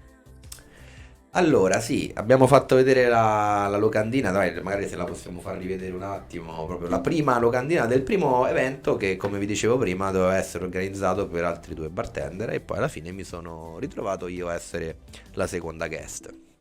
Cosa è successo in questo primo master? Perché questo è uno dei più importanti. Il primo master che ho organizzato e che ho anche, insomma, partecipato come guest, no? Era un evento di un master di craft, quindi no, tutti i movimenti legati al bancone. Ora non entriamo nello specifico tecnico, insomma, di cosa significa craft, però era principalmente lavoro, insomma, al bancone per, insomma, un flare da bancone. Tutti i ragazzi erano sulle proprie station. Io l'ho Erano, sempre chiamato un incontro tra il corso base e il corso di Flair, vero? che infatti è il Questa me la corso... rivendo, Questa me la rivendo. È perché io quando... Anche io inizialmente, tu non l'hai fatto alla parte in bottle, però tipo alla Quality, dove lavoro io, alla Quality Academy, inizialmente io insegnavo nel corso base, ok? E insegnando nel corso base io, a me piaceva insegnare, il corso base mi è sempre piaciuto tanto farlo. E però un giorno i proprietari, che sono gli attuali soci, mi hanno detto: guarda Carmine, a noi va bene che a te piace insegnare il corso base, però noi preferiamo, cioè noi abbiamo te, in quel periodo lì io facevo le gare, facevo i master in giro, dico, noi abbiamo te a disposizione, ti vogliamo usare per i corsi di Flair. Il corso base lo possiamo fare insegnare ai nostri trainer. E lì mi hanno detto, però richieste per il corso Flair non ce ne sono, ne facevo uno all'anno da 6-7 persone. Riesci a inventarti qualcosa che sia più appetibile per le persone? E premetto che non ho inventato niente, ho soltanto preso, ho soltanto nella mia testa pensato a una cosa che possa piacere a tutti. Dico, cosa può piacere a tutti? Può piacere una cosa che tutti possono fare. Tutti i bartender, ovviamente bartender possono fare. E quindi ho preso movimenti che nella nostra testa erano troppo semplici. Nel senso dici, questo non mi metto a insegnarlo perché per me è troppo semplice. E invece, da quando ho strutturato quel mio primo programma del corso, tra virgolette, craft, che erano tutti movimenti legati al bancone, tutti movimenti che tu fai lezione al pomeriggio e la sera lo puoi già fare, lo puoi già fare al lavoro, quello da allora, non mi ricordo quanti anni fa è, ma da allora io ancora non ho smesso di avere tutte le settimane piene dei corsi. Ha centrato proprio, insomma, quello che è un po' l'idea del craft, che poi è andato pari passo con l'evoluzione un po' degli ultimi anni della mixology, che ha valorizzato ancora di più la realizzazione di un drink, e da qui nasce magari anche il come prepararlo, no? Il craft racchiude tutti i movimenti che ti permettono di lavorare in velocità e di fare allo stesso tempo un po' di intrattenimento senza risultare che, insomma, stiamo perdendo del tempo.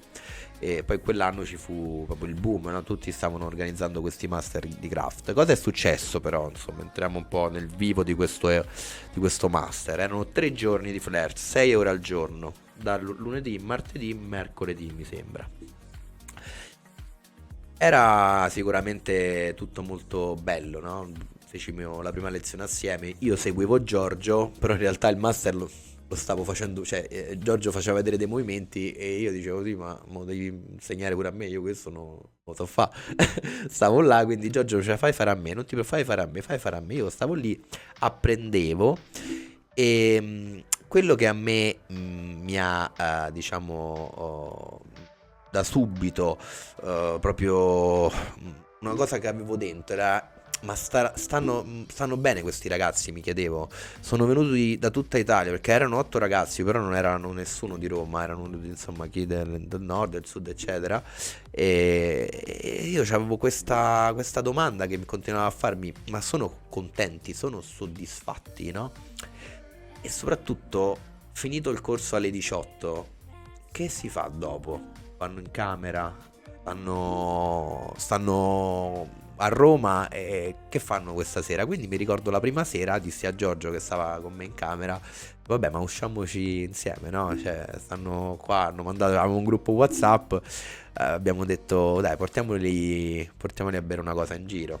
E soltanto 5 di loro uscirono. Siamo andati in un locale che era vicino alla scuola, dove avevano l'appartamento che li avevo trovato io, e abbiamo fatto un po' di flair, no? Ci siamo fatti uno shot, 2 shot, insomma abbiamo bevucchiato quella sera, non me ne vergogno a dirlo, e siamo divertiti tanto.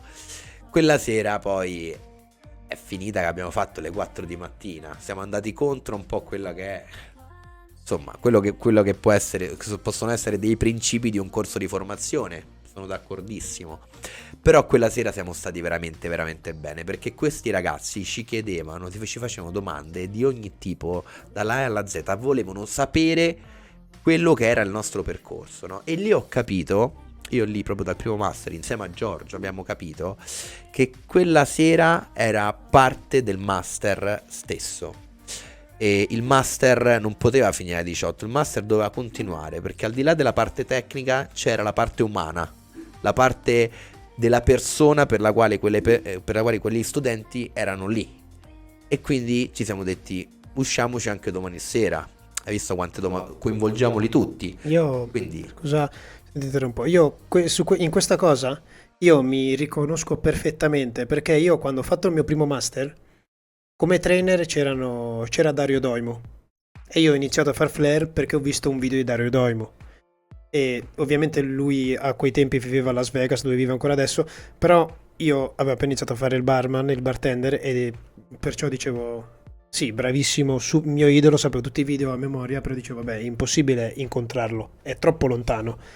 E vidi che faceva un master a Brescia, dove vivevo io. E quindi quando poi io l'ho incontrato dal vivo, ho incontrato dal vivo Dario Doimo, ho incontrato dal vivo Marco Canova, cioè vederli dicevo cazzo, è assurdo, è pazzesco. E mi ricordo di quanto infatti aspettassi che finisse il corso per parlare con Dario Doimo e non dargli fastidio durante il corso, capito? Perché dico, ma io non posso dargli fastidio, rompergli le palle mentre sta insegnando, capito? Perciò mi ricordo anch'io, mi riconosco in questo che hai detto, che dico, io non vedevo l'ora di incontrarlo magari la sera e rubargli 2 minuti di tempo per sapere, non lo so, com'è essere Dario Doimo, capito? a me questa cosa proprio fece, no? Vedere questi ragazzi così presi, così entusiasti proprio nello stare semplicemente a bere una birra con te in un locale, no? E quella carica, anche che erano 4 al bancone, quella carica mi fece capire che al di là del corso bisognava aggiungere qualcos'altro. Quindi il primo master siamo semplicemente usciti assieme ai ragazzi la sera, divertendoci e facendoli poi rimanere molto contenti, insomma, dell'esperienza in sé.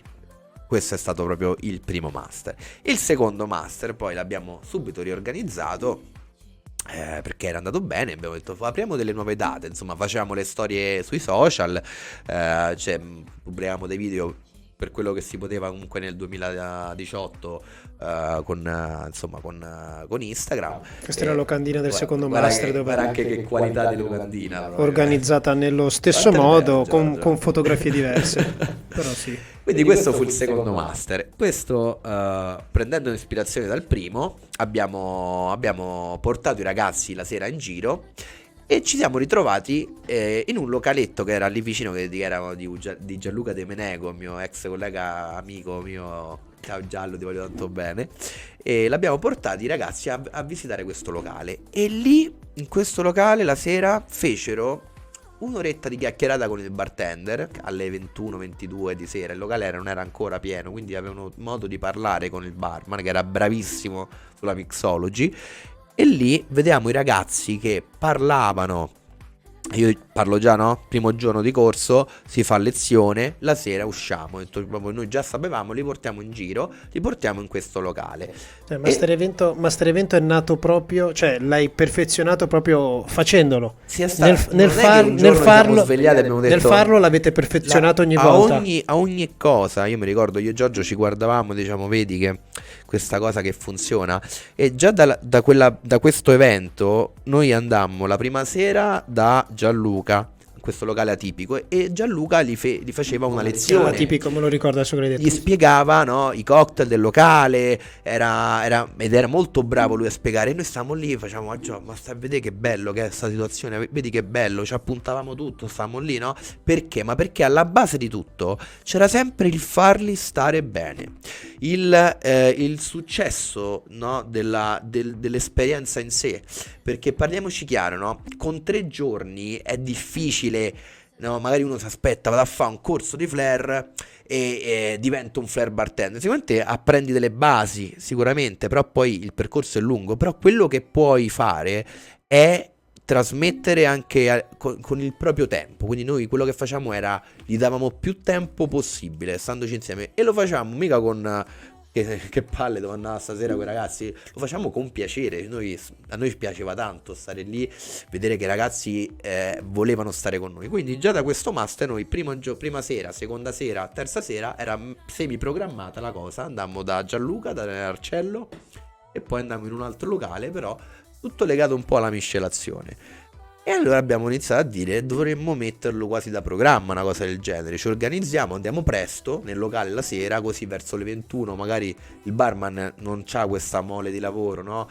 Così eccessiva, e riesce insomma, a ritagliarci del tempo. Il locale comunque gli portavamo 10 persone, era contento, quindi c'era questa collaborazione, no?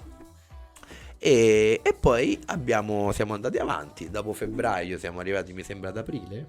Io non le so, dovrebbe, esatto, 4, 5, 6 aprile. Eccoci qua, sono spuntato, sono uscito dalla tana. Qua sei diventato finalmente degno. Qua sono diventato che poi ero io che non volevo. Giorgio diceva ma dai, mettitelo candidato. Ho detto vabbè dai. Però dopo i primi 2 master che eravamo diventati una coppia, eccomi qua che sono spuntato, e già da questo master mi ricordo che c'erano sempre le serate organizzate, sempre atipico, facciamo sempre le stesse, no? Erano 3 giorni di flare, 4, 5, 6, 3 giorni di flare, si arrivava il giorno stesso del master, non si arrivava il giorno prima, si arrivava il giorno stesso, si partiva subito col flare e poi la sera li portavamo, però loro non sapevano nulla.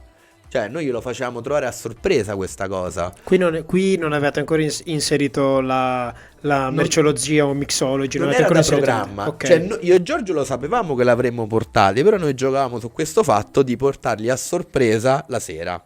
Però okay, agli occhi di chi era fuori, no, era ancora un corso di craft. Per loro era un corso di craft. Noi facciamo le storie, no? Quindi la gente vedeva che usciamo la sera, che ci divertivamo. Poi facciamo dei video, pubblicavamo dei video proprio che erano... Sì, ovviamente, scusa, però Master Event ovviamente è quello che è diventato soprattutto grazie a quello che siete riusciti a dare sui social. Sono i social che solo ed esclusivamente grazie ai social noi siamo riusciti ad andare avanti, perché il sito internet non ce l'abbiamo ancora, per esempio, però siamo andati avanti grazie a quello che trasmettevamo con i social e con il risultato delle persone che stavano bene, ok? Perché il passaparole comunque non è da sottovalutare. La scuola di cui faccio parte io oggi funziona ancora soltanto con le recensioni di chi è stato a fare il corso. Noi avevamo i corsisti che andavano via contentissimi e volevano ritornare, e ritornavano. Noi siamo andati avanti i primi master con ragazzi che si rifacevano il corso. Oggi, perché mi ricordo come lo raccontavi, oggi ci sono personaggi che se ne sono fatti 7-8. Sì. Poi c'è Luca Graviari adesso che, ciao Luca se ci sei, che sta per fare l'ottavo. Il grande Cravio. Che personaggio, lo dovrei fare come ospite in una puntata il nostro Cravio. No, vabbè.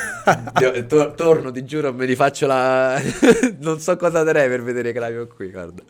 Comunque, insomma, dai, continuiamo. Ora voglio essere abbastanza, insomma, rapido, però è importante, perché qui inizia a consolidarsi un po', almeno dalla parte mia e di Giorgio. Noi sapevamo già quello che le avremmo fatto fare ognuna delle tante sere, ognuna delle 3 sere, insomma.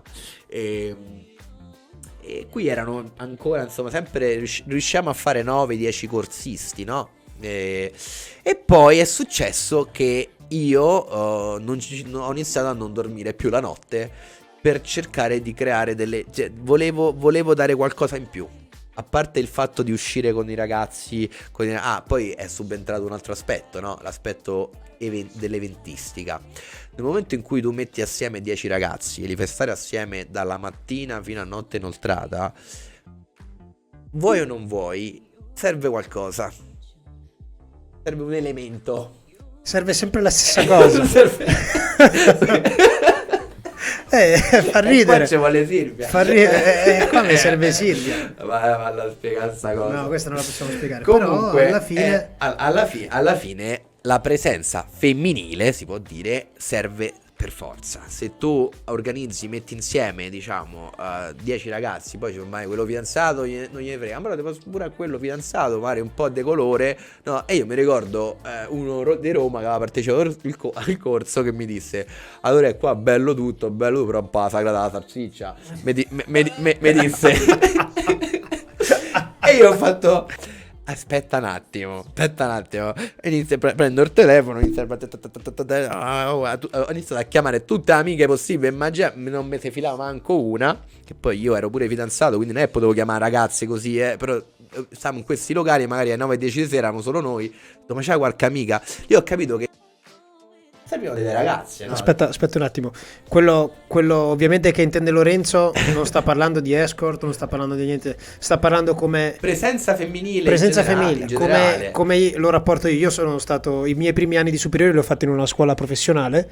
Io mi ricordo che non è che volevo delle ragazze in classe perché volevo fare chissà che cosa, ma comunque svegliarsi la mattina e saper di andare in una classe di 20 uomini è diverso che saper di andare in una classe con 20 uomini e 13-14 ragazzi. C'è da dire diverso. che noi non è che andavamo in discoteca, non è che noi uscivamo noi li portavamo i ragazzi in cocktail bar piccolini selezionati per fargli fare queste lezioni di miscelazione la sera.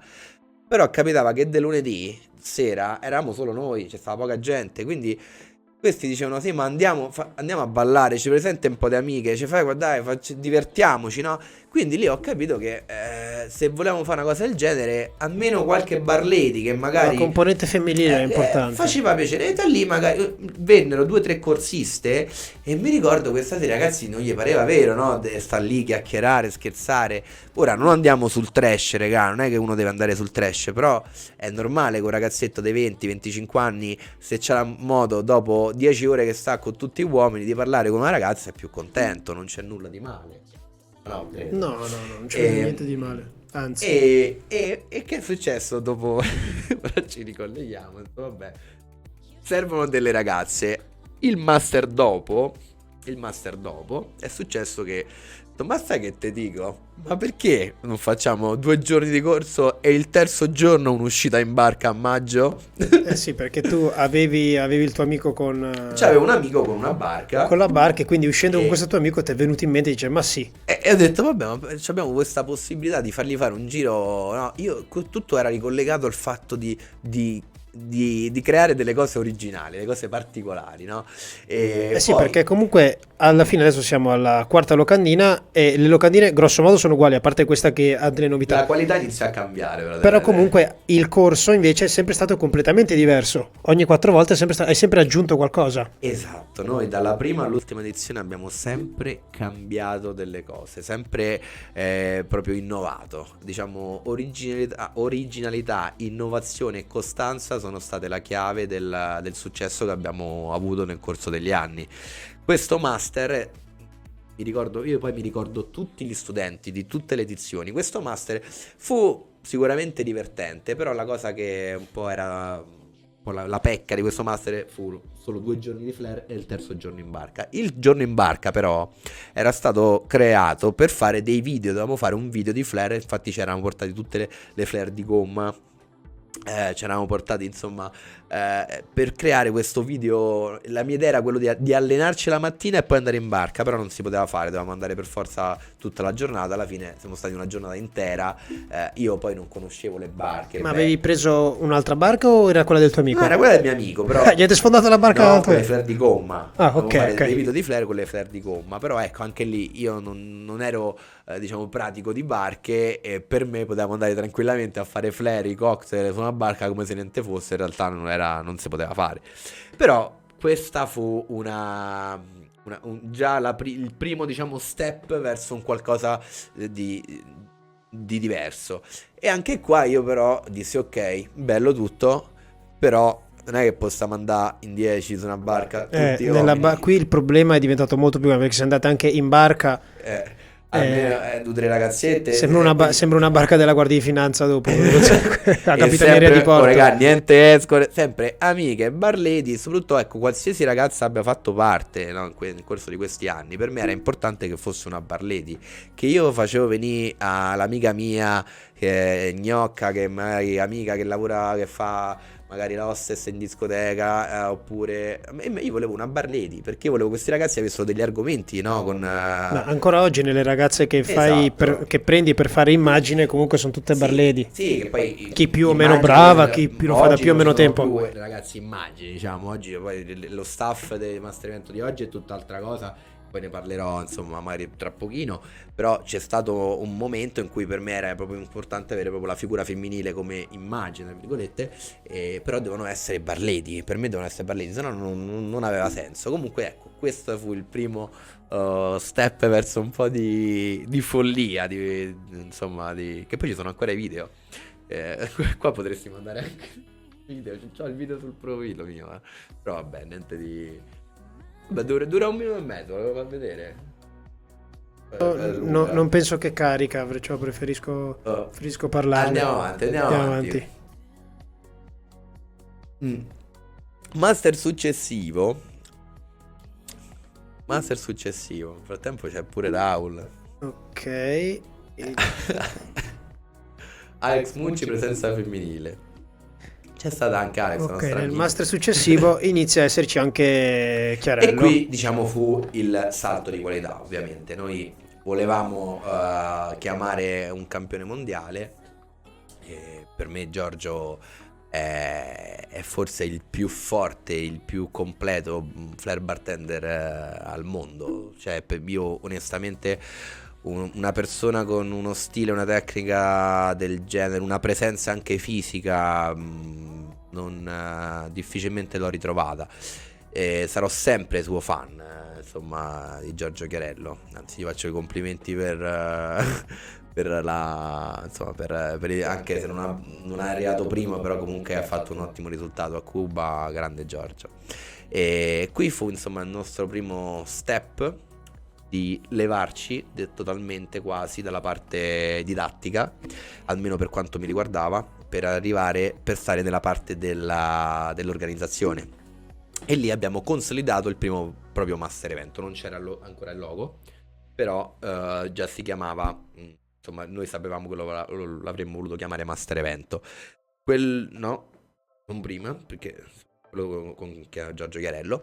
Qui fecimo prima il corso di formazione e poi anche una questo competizione. lo preparo per dopo, lo inizio a mettere qua per prepararlo per dopo. Ok, e lì fecimo anche una competizione, capito? Abbiamo organizzato non solo 3 giorni di flare, con Giorgio che era al centro comunque dell'attenzione come guest, come special la guest. competizione interna al corso o Abbiamo quella gara che hai organizzato fatto al Ciano? La Gladiator Flare Competition, una Al gara Ciano? al Ciano. Allora Abbiamo sì. organizzato una gara internazionale di flare. Quella gara che tu avevi organizzato in modo pazzesco, non mi ricordo, in una villa o roba, giusto? No, era un locale. No, che poi dopo c'era stato brutto tempo e eri dovuto passare Quella al non locale. c'ero, no, quella non mi riguardava. Non Ah, c'ero ok, lì, scusa, quella no. non mi riguardava. Va bene. E no, lì al Ciano abbiamo fatto questi 3 giorni di formazione e poi la gara. E organizzare tutto con 4 braccia era follia. Cioè, io e Giorgio facevamo tutto, proprio tutto, perché poi piano piano i primi corsi li organizzava la scuola. E io nel corso del tempo mi sono preso sempre più a carico del tutto, no? Perché era diventata una cosa proprio mia, la volevo organizzare dalla A alla Z io, a partire dal contatto con le persone, fare il gruppo WhatsApp, trovargli un appartamento, dargli informazione, fare l'ordine delle maglie, organizzare l'attrezzatura, organizzare le lezioni, insomma ho iniziato proprio ad avere un'agenda con tutte le idee, no, che mi appuntavo. E la forza era che io e Giorgio ci comparavamo, insomma ci compensavamo. Io a volte andavo troppo oltre dal punto di vista follia, perché esageravo un po' Tu organizzavi il tuo evento e mettevi dentro tutto quello che ti veniva a te da e mettere. a Poi volte magari, andavo un po' troppo. capendo io da quello che mi dici, poi magari avevi Giorgio che ti frenava da una parte e ti faceva fare le cose nel modo, tra virgolette, giusto. E qui qui diciamo qui è importante quello con Chiarello, perché ci fu il primo fashion bus. Il primo il primo fashion bus. Che poi è nato, come è nato? Ok, aspetta, prima di tutto, spiegaci cos'è un fashion bus. Allora, il party bus è un autobus discoteca a tutti gli effetti, quindi immaginate un autobus completamente svuotato e ricostruito a mo' di discoteca, quindi luci, fumo, schiuma, effetti speciali, schermi, divani, tutto una limousine gigante, ecco, è un party bus che a Roma ce ne sono diversi e quando c'è da prendere i meriti li prendo, in questo caso non li prendo perché non è stata una mia idea, me lo disse un mio amico, io non sapevo manco che esisteva, l'avevo visto forse da ragazzino sto party bus, questo mio amico io volevo portarli al centro di Roma e non sapevo come fare, io non gli voglio far prendere l'autobus, non gli che faccio? Prendo l'NCC, ho detto ma scusa prendi l'autobus del party bus, no? Quello che gira. Oddio, lì mi si sono illuminati gli occhi proprio. Ho detto che figata, voglio fare. Eppure là però il primo party bus eravamo mi sembra 16 perché c'erano 12 corsisti, io 13, Giorgio 14 e Chiarello 15. Erano 15 uomini. Diciamo un'ora e mezza di discoteca con 15 praticamente più si andava avanti col master più diventava un problema il fatto che non ci fossero ragazze. Era un problema qui col party bus siamo proprio all'apice, stava diventando proprio un evento, una cosa che iniziava il lunedì e finiva il giovedì senza pause e quindi serviva un po' di colore, insomma. Comunque quello doveva essere semplicemente il mezzo che ci portava al centro di Roma, il party bus, così è nato. È stato però un qualcosa di inimmaginabile. La cosa, insomma, che a noi ci ha permesso poi di crescere è stato quello di investire su cose divertenti. Il party bus costa una mazzata, non è che te lo regalano. Io mi ricordo... ma vedendo anche io ci sono stato 2 volte, vedendolo si capisce subito che non è una cosa che costa poco. No.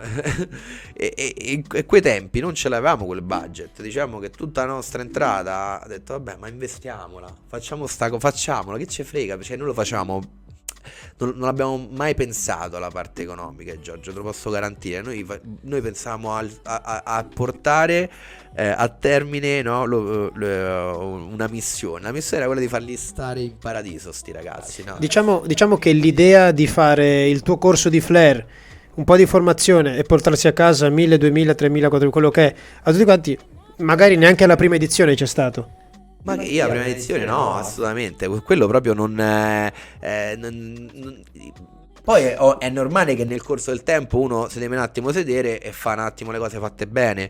Però è stata una cosa molto molto molto graduale, no? Quello di pensare al lato economico dei master. Sì, però quello che dico io, il pensiero iniziale nell'inizio di questo progetto non è stato era avere la locandina. Il pensiero primo iniziale era voglio stare in una locandina. E quello che è stato poi dopo, le persone che vengono devono essere non contente, devono tornare, devono voler tornare. Per farlo dobbiamo dare tutto noi stessi, che siano 24 ore assieme, che sia al di là del corso di formazione in sé, ok? Perché poi quello che è stato sempre un po' il mio forte era far star bene le persone, farle divertire, farle... E allo stesso tempo qualcosina in questo settore avevo pure fatto, quindi univo le due cose e il risultato era che insomma che la gente era felice di ritornare ed era contenta di aver investito su un corso di formazione. Ma quello che si vede ancora oggi, perché io ne faccio parte da relativamente poco, vi ho comunque seguito in tutto quello che è il progetto perché io c'ero da prima e ci sono stato durante, non partecipando attivamente, però comunque ho sempre seguito, tutti siamo sempre stati amici, quindi ci siamo sempre sentiti, ho sempre visto quello che facevate. Però quello che vedevo io e che vedo tuttora è che i ragazzi che partecipano entrano a far parte di una famiglia praticamente. Cioè un ragazzo che finisce il corso di Master Evento alla fine, cioè ha le lacrime agli occhi alla fine. Dice no, più andiamo avanti e più succede questa cosa. Più diventa emozionante, proprio come diventa proprio un'esperienza. E non c'è cosa più bella nel vedere alla fine dei 5 giorni una persona di 30 anni che viene da me con le lacrime agli occhi e dirmi grazie perché mi hai fatto vivere un'esperienza impagabile, no? E questo vale più di qualsiasi cifra che puoi arrivare a guadagnare con una cosa del genere o quello magari che la gente pensa, no? È questa la mia vittoria, ok? Quella è la mia vittoria, far insomma, trasmettere, che poi io sono il primo che si emoziona, io ogni master, chi ha partecipato a Master Evento lo sa, io mi emoziono sempre perché vederli proprio negli occhi, questi ragazzi che ti ringraziano, è stupendo. Io vivo di questo, il motivo per il quale ho fatto tanti sacrifici negli anni, perché tutto sta ambaradam mi è costato tanto. Io cioè comunque ho dovuto fare delle rinunce anche a livello proprio della mia carriera personale, perché io a un certo punto quando mi sono reso conto di cosa c'era da fare, per organizzare tutto questo, ho dovuto iniziare per esempio a non fare più le competizioni, perché io per periodi interi ero finito. Cioè io comunque dalla mattina alla sera dovevo stare al telefono, perché facevo tutto io, no? Cioè, Perché per riuscire a farlo come ce l'avevi tu nella tua testa, sapevi che serviva un certo tipo di organizzazione. ovvio, no? Non dico che Giorgio non faceva nulla, anzi Giorgio, Vabbè, però comunque Giorgio era a Milano. Giorgio stava a Milano, perciò... io organizzavo tutto a Roma, quindi Giorgio stava al telefono con me, e era un continuo, ma noi stavamo al telefono 26 euro al giorno io e Giorgio, Giorgio voglio fare questo, Giorgio, non se ne, poi eravamo tutti e due fidanzati, che to dica fa, insomma erano problemi. Però comunque Giorgio, ne parlavo con lui l'altra volta, lui comunque è stato legato sempre a più progetti nello stesso momento. Esatto, poi... Tu invece questo vabbè, eravate insieme, però poi tu questo hai deciso di farlo tuo, hai deciso di dedicarti, io ci ho creduto, mente e corpo, sì, a full immersion in questo. totalmente. Cioè, è stato per me una cosa troppo bella che mi è capitata, per non portarla avanti. Per me siamo ancora all'inizio di Master Evento, qua siamo alla sesta edizione. Ora non voglio fare una storia per ogni edizione, poi le possiamo scorrere anche abbastanza velocemente per far vedere un po' l'evoluzione, per poi arrivare magari a oggi, che sennò poi magari diventa un po' impegnativa pure. Io potrei parlare ore e ore. Eccoci qua con Eugene abbiamo iniziato a portare una guest dall'estero. Poi ho iniziato a portare Eugene perché in questo periodo qua Eugene era ritornato nel mondo delle gare, perché faceva già parte del mondo delle gare prima, quando le facevo anch'io, cioè anche qua le facevo ancora, però faceva parte del mondo delle gare. Però Eugene inizialmente non era, cioè era bravo, però comunque non era tra i più forti. Qui invece si era eclissato per 2-3 anni o 3-4 anni, poi invece è tornato che era completamente un nuovo freer bartender e praticamente era il padrone delle gare, le vinceva tutte. Esatto, qui addirittura io centrale. E comunque vedi, anche qui poi c'è stata, no, alla fine noi i programmi li facciamo sempre abbastanza simili, però cambiavamo delle cose, no? Ecco, questi erano 3 giorni di flair e poi l'ultimo giorno totalmente dedicato alla miscelazione. Qui abbiamo inserito Gianluca Melfa e una guest da 1 milione di tempi di follower, che adesso c'è 6 milioni, e che qualcuno in chat vi leggiamo tutti. Ah, ma è vero, non ci avevo pensato, cioè non me la ricordavo sta cosa. E vabbè, la locandina ha fatta da 1 milione è Alex. è Alex, che tra l'altro negli ultimi giorni è diventata super famosa Sì. per Salutiamo la nostra amica Alex. sì, ma se lo dici, se provi anche a dirlo, la gente sicuramente non ci creda che lei era una nostra. Vabbè. C'è la foto su Master Event, sulla pagina. No, dico che faceva la bar lady. Perché era pure brava. No, lei lavorava al Vanilla, Sì, Alex. sì, lavorava al Vanilla. Era la responsabile di un bar al fino a 3 Vanilla. anni fa ha lavorato lei come bar lady. Lei ha lavorato, non so per quante stagioni, però lei ha fatto la sua ultima stagione l'anno prima che arrivassi io e ha lavorato con Chiarello. Non ci volevo. Però Alex, a parte che era la fidanzata di tu non l'hai conosciuto, comunque era la fidanzata di un ragazzo che lavorava con noi, Alberto. Però Alex sì, è diventata famosa adesso in questi ultimi giorni per quella foto con le tette di fuori negli Uffizi. E no, non ci avevo proprio pensato a sta roba di Alex. Adesso infatti è anche un sacco di tempo che non lo Era in sento. questa locandina. Loro la vedono questa adesso? No? Ora sì, la Ecco, vedono. In questa locandina c'è la parte guest da 1 milione di follower. Era lei. Era Alex, sì. Però io non la volevo mettere. Allora, poi vabbè, io ho tutto rispetto per chiunque, insomma, lei fa la sex worker e è una bravissima persona, una bravissima ragazza. Sì, però in questo periodo non era comunque aveva la sua immagine ancora legata al fatto che faceva la bar lady. Sì. Poco, però comunque faceva ancora la bar lady in questo momento qua. E poi non era niente di così spinto, insomma, oggi sarebbe un po' decontestualizzato il tutto, come se io insomma, vado a fare in un contesto di danza, ogni settore c'ha il proprio, insomma. E poi qua abbiamo special guest a sorpresa. E questa è un'altra locandina. Vabbè, Party Bus come sfondo. Sempre i due Esatto. Giorgi, Lorenzo e qui, Gianluca Melfa. e qui forse abbiamo fatto lo stesso evento. Qui chi era? Bruno? No, forse era sempre Alex? perché l'avevamo rifatto. Ok, sempre Alex.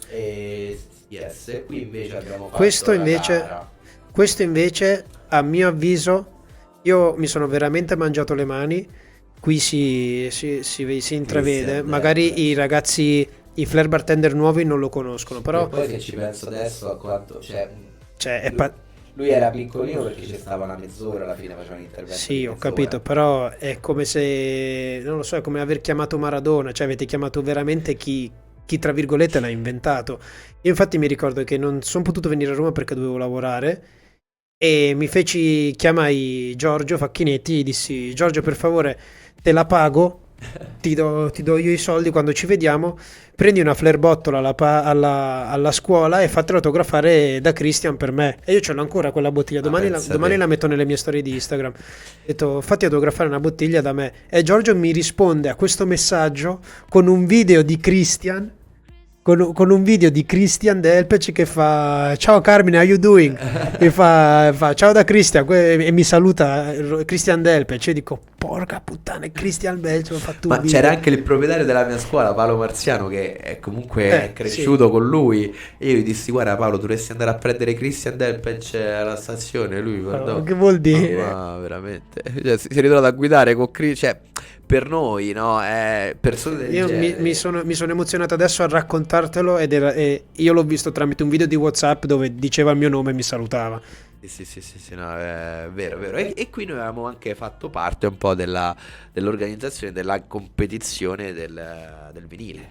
E qui vedo che però avevi anche inserito Enrico, che aveva iniziato a far parte anche Enrico Fiore. E qui è subentrato Enrico Fiore, qui è subentrato Enrico dando... Che qui questo è il periodo in cui, no, forse era già passato il periodo della Enjoy, che Giorgio ne ha parlato l'ultima volta, che aveva creato questa sorta di organizzazione eventi e catering con Enrico Fiore, quindi c'era l'Enjoy che era Enrico e Giorgio e facevano le esibizioni catering insieme loro due. Sì. E quindi c'era quel periodo che lavoravano sempre insieme e quindi immagino che sicuramente qua in questo periodo tramite Giorgio ha tirato dentro Enrico Sì, perché poi le persone Cluster. qua aumentavano, no? Ora in tutto ciò qui eravamo arrivati ad avere, mi sembra, una ventina già di iscritti. Tu qua facevi parte ancora dell'insegnamento? Insegnavi No, ancora? io già da quando è subentrato Giorgio Chiarello, dal Ah, tu primo, siete tolti di io mezzo. dovevo levarmi perché durante la giornata io devo stare al telefono a organizzare le serate, organizzare gli spostamenti, organizzare Ho capito, il tutto, ho capito. quindi proprio mi ero... E anche qui Giorgio, infatti la locandina, ci siamo io e Giorgio dietro, perché io e Giorgio eravamo dietro l'organizzazione, quindi ho detto facciamo stare loro davanti, diciamo, nella locandina, perché ci sembrava un po' corretto. Poi tutte queste storie, locandina tu avanti, tu dietro, alla fine stavamo tutti assieme. Io non gli ho mai dato troppo valore, tu pure non gli dai valore, insomma, a stare davanti, a stare dietro, non ci importa. Mi ricordo una telefonata che mi chiami e dici: Carmine, guarda, è un problema per te se ti metto un po' più dietro nella locandina. Ho detto: allora, ma mi chiami anche per dirmelo, che cosa mi interessa a me di dove sono nella locandina? Però va bene. Comunque andiamo avanti, poi le edizioni ovviamente si susseguono. E qui sì, qui 20 iscritti, quindi è Sì. qui, è qua. Di questo ne parlerei. Magari saltiamo un po' di roba di altri corsi, però quello Only Lady Flare Masterclass, questo Qua mi sono mollato. qua ovviamente sei tornato single. Qua Questa, sono tornato questa è la single. dovevano mettere in locandina. Venivano corsisti in più se lo metti in locandina. Però comunque questo 15, 16, 17, 18 aprile organizzare un masterclass di solo donne. Ovviamente avete inserito Daniela, che ovviamente, Ciao, Dani. ovviamente è super apprezzata dalle donne, però comunque in quel momento lì, ma anche oggi, cioè è una super enorme scommessa riuscire a chiudere un corso di solo donne. Sì, e poi cioè, sembra un numero, no? 10 studenti, 10 studentesse, sembra, vabbè, sono 10. Fare un master per 10 persone, soprattutto a quei tempi, non era una cosa così, impegnare 10 persone per un corso di flare, no? No, perché comunque bisogna dirlo, il flare, noi ne facciamo parte di questo mondo, quindi ai nostri occhi tantissima gente fa flare, quindi siamo in 1000. Se tu dici quanti flare bartender ci sono in Italia, boh, non lo so, 200, 300, 400, ma se tu prendi una persona a caso che prende da bere da te, che viene da te a prendere da bere in una serata in discoteca, e gli dici guarda, gli fai vedere un movimento di flare, quanta gente conosci che fa questo? Lui ti dice nessuno. È la cosa più bella che abbia mai visto, capito? Perciò noi facciamo parte comunque di una nicchia molto ristretta. Trovare già 10 persone che fanno il corso è un Perché disastro. poi questi primi master erano, diciamo, anche un po' più improntati, perché venivano persone che già facevano un po' di flare, no? E però in realtà noi i programmi li sviluppavamo per chi non aveva mai iniziato e non sapevamo come trasmetterla questa cosa. Infatti poi nel tempo si è capito anche che oggi Master Evento va bene un po' per tutti, va bene per chi ha, anzi è straindicato per chi non ha mai lanciato una bottiglia, ed è anche ottimo per chi magari già sa fare dei movimenti. Però se già fai le gare, se già, io sono il primo a dire, magari ci sono dei corsi di flare più specifici che ti possono aiutare maggiormente. Magari Master Evento, se vieni per imparare solo a fare flare, non è il tuo corso. Se vuoi venire a fare un'esperienza a 360 gradi, allora è un altro discorso. No, sinceramente è quello che dico io. Tutto questo è frutto di lavoro, soprattutto, come ho detto prima, nel crescere. Avete lavorato il Master Evento è nato da cose che succedendo le cose capivi che andavano inserite, però poi andando avanti, soprattutto qui, questo penso sia il momento chiave, il momento di dover organizzarlo di soltanto donne, un corso in cui devi veramente lavorare sulla comunicazione, quindi tu devi imparare a diventare anche, lo eri già, però qua magari sei dovuto diventarlo di più, perché qui dovevi veramente entrare nella testa delle persone, dire come faccio io a riempirlo di 10 ragazze. Qui veramente devi riuscire a capire come funziona la comunicazione, e l'unico mezzo che avevate erano i social. Certo. Non avevate e non avete un call center No, che contatta persone. adesso sì. Tra virgolette sì, Ora adesso sì. Però quindi raccontaci un attimo come siete riusciti a tirarlo insieme. Qui Andiamo avanti. abbiamo deciso di fare questa scommessa. Abbiamo detto, ma se facciamo un master dedicato solo alle donne e lo cambiamo tutto al femminile? Esempio, noi sul bus, io mi ricordo che avevamo anche l'animazione sul bus, facevamo venire delle ballerine, non, cioè proprio proprio ballerine professioniste, proprio c'erano una da amici, una, poi mi è sempre piaciuto fare le cose in grandi, un po' per aprire l'evento. Sul bus c'era questa coreografia. Io al master delle donne la sera feci venire dei ballerini, feci venire degli uomini. Carmine, io ti posso garantire che quello che è successo io mi sono veramente messo paura, perché ok, cioè noi uomini sì, ok, ma le ragazze sono peggio. Cioè metti insieme 10 ragazze assieme, erano loro che mi fa, oh qua Sagra, Sagra. Erano loro che mi fatto, chiama un po' d'amici dalla prima sera, ma veramente chiamavo amici e non veniva nessuno. Che devo fare io? Tu fratello, vieni, ci stanno delle barleni che vogliono me stanno a dire. Cioè io ti parlo della parte sale. Quello che succedeva durante il giorno era comunque complicato, perché insegnare flare, no? Comunque le ragazze Insegnare ad una donna è più complesso. È molto più complesso, perché una donna va capita, una donna al suo momento. Ci sono le ragazze che vanno. Però Daniela, devo dire, era insomma formidabile, fu veramente formidabile in quel sì, corso. Daniela è bravissima, è un insegnante favolosa, e quel corso lo ricordo molto bene, quanto riuscì a coinvolgere tutte, perché poi magari c'era chi era un po' più svogliata, poi lo sai, magari le ragazze sono un po' più emotive, c'era il momento di una ragazza magari che non ci riesco. Sì, è quello che volevo dirti io, magari Daniela da donna sicuramente sapeva meglio come prenderle, perché anche a me è capitato spesso di fare corsi anche personalizzati in cui siamo in due, siamo solo io e te, e di una ragazza, e mi capita la ragazza che magari a un uomo non gli viene una cosa e dici martella, vai, muoviti, alzi un po' la voce, dici, magari la ragazza gli alzi un po' la voce, lei dice no, non lo so fare, basta, e non vuole fare più niente, e ti trovi lì con ancora 4 ore e mezza da fare di lezione e dici cosa vuol dire non vuoi più farlo? No, voglio andare via, basta. No, Daniela Come la fu, gestisci? Daniele invece fu sicuramente era molto favolosa, brava. favolosa davvero. E insomma, fu un grande successo. L'unico problema fu che poi il giorno dopo il corso la mia ex mi ha mollato. Vabbè, questa oggi ne posso ridere, anche se non è Anche se stata. allora era stata una bella Non è tramvata. una bella tramvata, è stata assolutamente, però fa parte della vita, è stato giusto così, insomma. Allora, vabbè, qui insomma le cose diventano sempre più complesse e sempre più, diciamo, organizzate.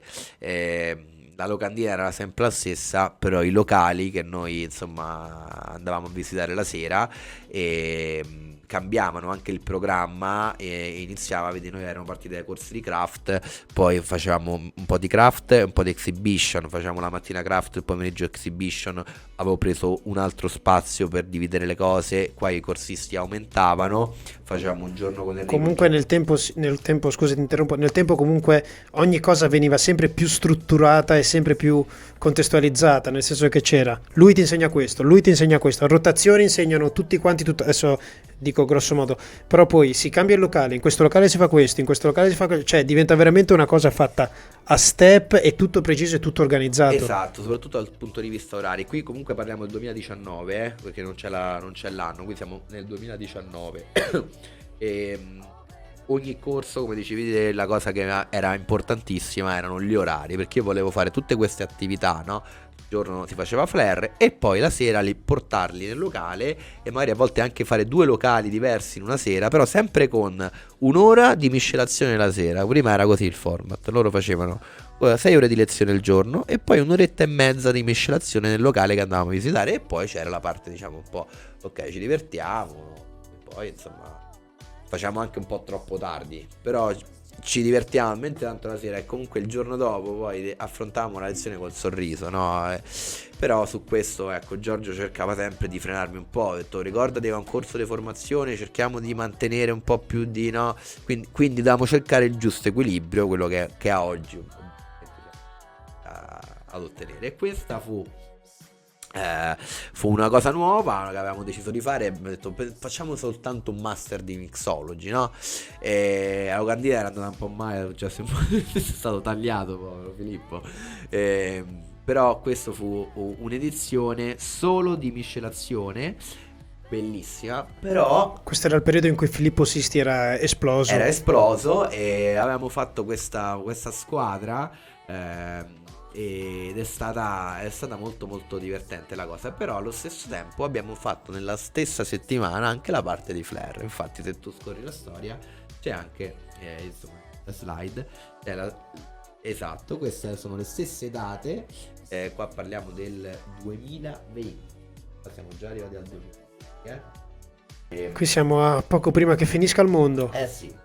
Questa fu, mi sa, l'ultima edizione, perché poi noi fecimo questa che erano 10 per il flare e 10 per la miscelazione. Poi c'è da dire questa cosa, noi eravamo a questo punto, arrivavamo a fare sold out già a questi tempi, subito. Cioè, Scusa, era il periodo in cui riempivamo mettevi e poi davo il periodo in cui aprivi e dopo 20 minuti che avevi messo la locandina dicevi ragazzi sold out, non posso farci niente. Questa cosa è stata graduale, no? È stata graduale. E qui unimmo insomma le cose, unimmo la miscelazione con il flare. C'era una sala tutta, no, la parte teorica dove si faceva miscelazione e poi la parte pratica e poi la sera si stava tutti assieme, però era comunque un gruppo di 10 e 10, insomma 20 ragazzi con le guest, però io qui ancora non avevo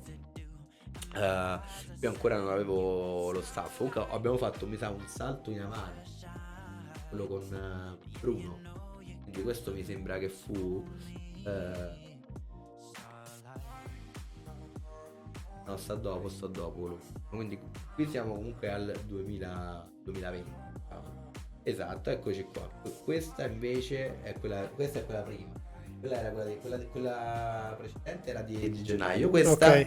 fu il primo L'abbiamo messa prima. esatto, questa non lo so. Però qui ci fu il boom. Questo diciamo che è il momento di tra virgolette, no, anche senza le virgolette, questo è stato un momento di salto di qualità. Questo fu un salto di qualità perché obiettivamente Bruno aveva e ha una visibilità importante e anche una credibilità che si è guadagnato negli anni. Con l'inserimento di Bruno e la fiducia comunque che ha dato al nostro format, abbiamo consolidato una squadra che poi si è rivelata una squadra a tutti gli effetti. Bruno è arrivato con un'estrema umiltà in un corso di formazione e devo dire che non partecipava ad altre masterclass. Bruno, si faceva dei suoi corsi, però questo format lo osservava e mi disse: No, però in questo periodo qua Bruno già era il Bruno tra virgolette di oggi, certo. perciò quindi se tu scuola chiamavi Bruno e dici Bruno voglio fare il mio corso di craft con te, no, non lo faceva, Bruno No. faceva il suo e basta. Però Aspetta un attimo, audio che cosa ragazzi? Cosa non si sente? C'è Lorenzo che rimbomba, perché se c'è Lorenzo che rimbomba io sto lavorando comunque con i microfoni e lo faccio mi muto il mio così Lorenzo si sente bene. Tutto a posto? Penso sia tutto a posto adesso. Ah, ok, era lontano dal microfono. Ok, a posto, a posto. Ok, dicevamo Bruno, comunque in questo periodo non faceva, nel periodo di novembre 2020 non faceva più corsi nel senso classici corsi del scuola che ti chiama, tu fai il corso di craft. Bruno era già un'azienda vivente, sì, perciò Bruno comunque non si prestava no, a cose non del si genere. prestava. Il personaggio di Bruno comunque non sarebbe potuto, non ci sarebbe stato dentro Master Evento. Sarebbe, no, non sarebbe stato. Cioè se tu dici vorresti fare Bruno a Master Evento, tu ovviamente dicevi sì mi piacerebbe molto ma Bruno non fa queste cose, cioè non le fa più. Quindi raccontaci pure. E Bruno, a cena, mi ricordo, abbiamo fatto una partita di calcio nazionale hip hop contro nazionale bartender. C'era Shade, c'era No, mi ricordo bene. c'era Ricordati del Eddie microfono. del Pagante. E a cena Bruno mi disse: Senti, ma che vogliamo fare? Vogliamo chiamare Brunetto a Master Evento? Io gli dissi: Guarda, per me sarebbe un onore averti. Vabbè, da lì abbiamo iniziato a parlare, abbiamo fatto questa prova. E Bruno, quando è venuto come guest, ha notato questa skill, no? Che magari io oggi di cui oggi mi posso anche di cui io oggi posso esserne consapevole.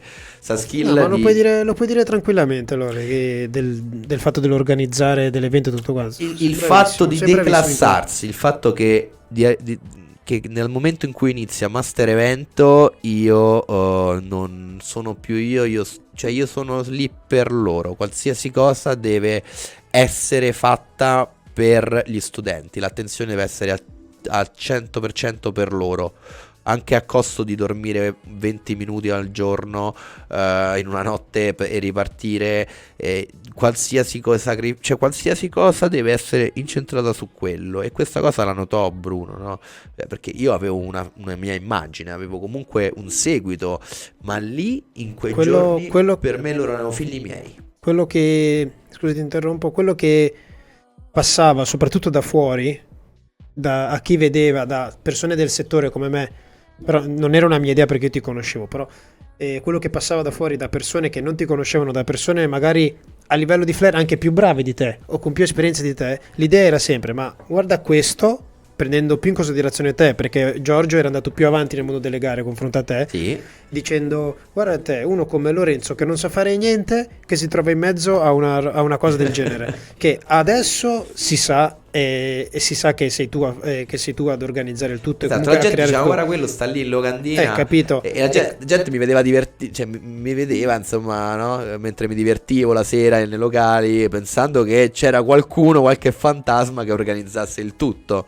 In realtà ogni virgola che vedeva era organizzata da me, da Giorgio, insomma, col supporto di Giorgio che c'è sempre stato, e che poi Giorgio, insomma, ha fatto una parte importantissima, e sono quella degli sponsor, perché poi andando avanti, ecco, sono subentrati gli sponsor e lì ci siamo potuti permettere di investire ancora di più su altre cose, no? E comunque con l'inserimento di Bruno, Master Evento si è consolidato e questa squadra era obiettivamente fantastica. E a Bruno, all'interno di un chiamiamolo roster di insegnanti che comunque era già completo, perché vabbè qua non ci sono, però c'erano già mixology, c'era chi seguiva la parte del flair sul lavoro, la parte del flair da gare, la parte del come allenarsi, come non allenarsi. Tu, Bruno, che comunque conoscendolo, Bruno potrebbe insegnare qualsiasi cosa. Sì. Penso che magari possa insegnare anche caffetteria, non so quanto sia ferrato, però penso che possa insegnare anche caffetteria e qualsiasi altra cosa. Però tipo, a un personaggio come Bruno cosa facevi fare?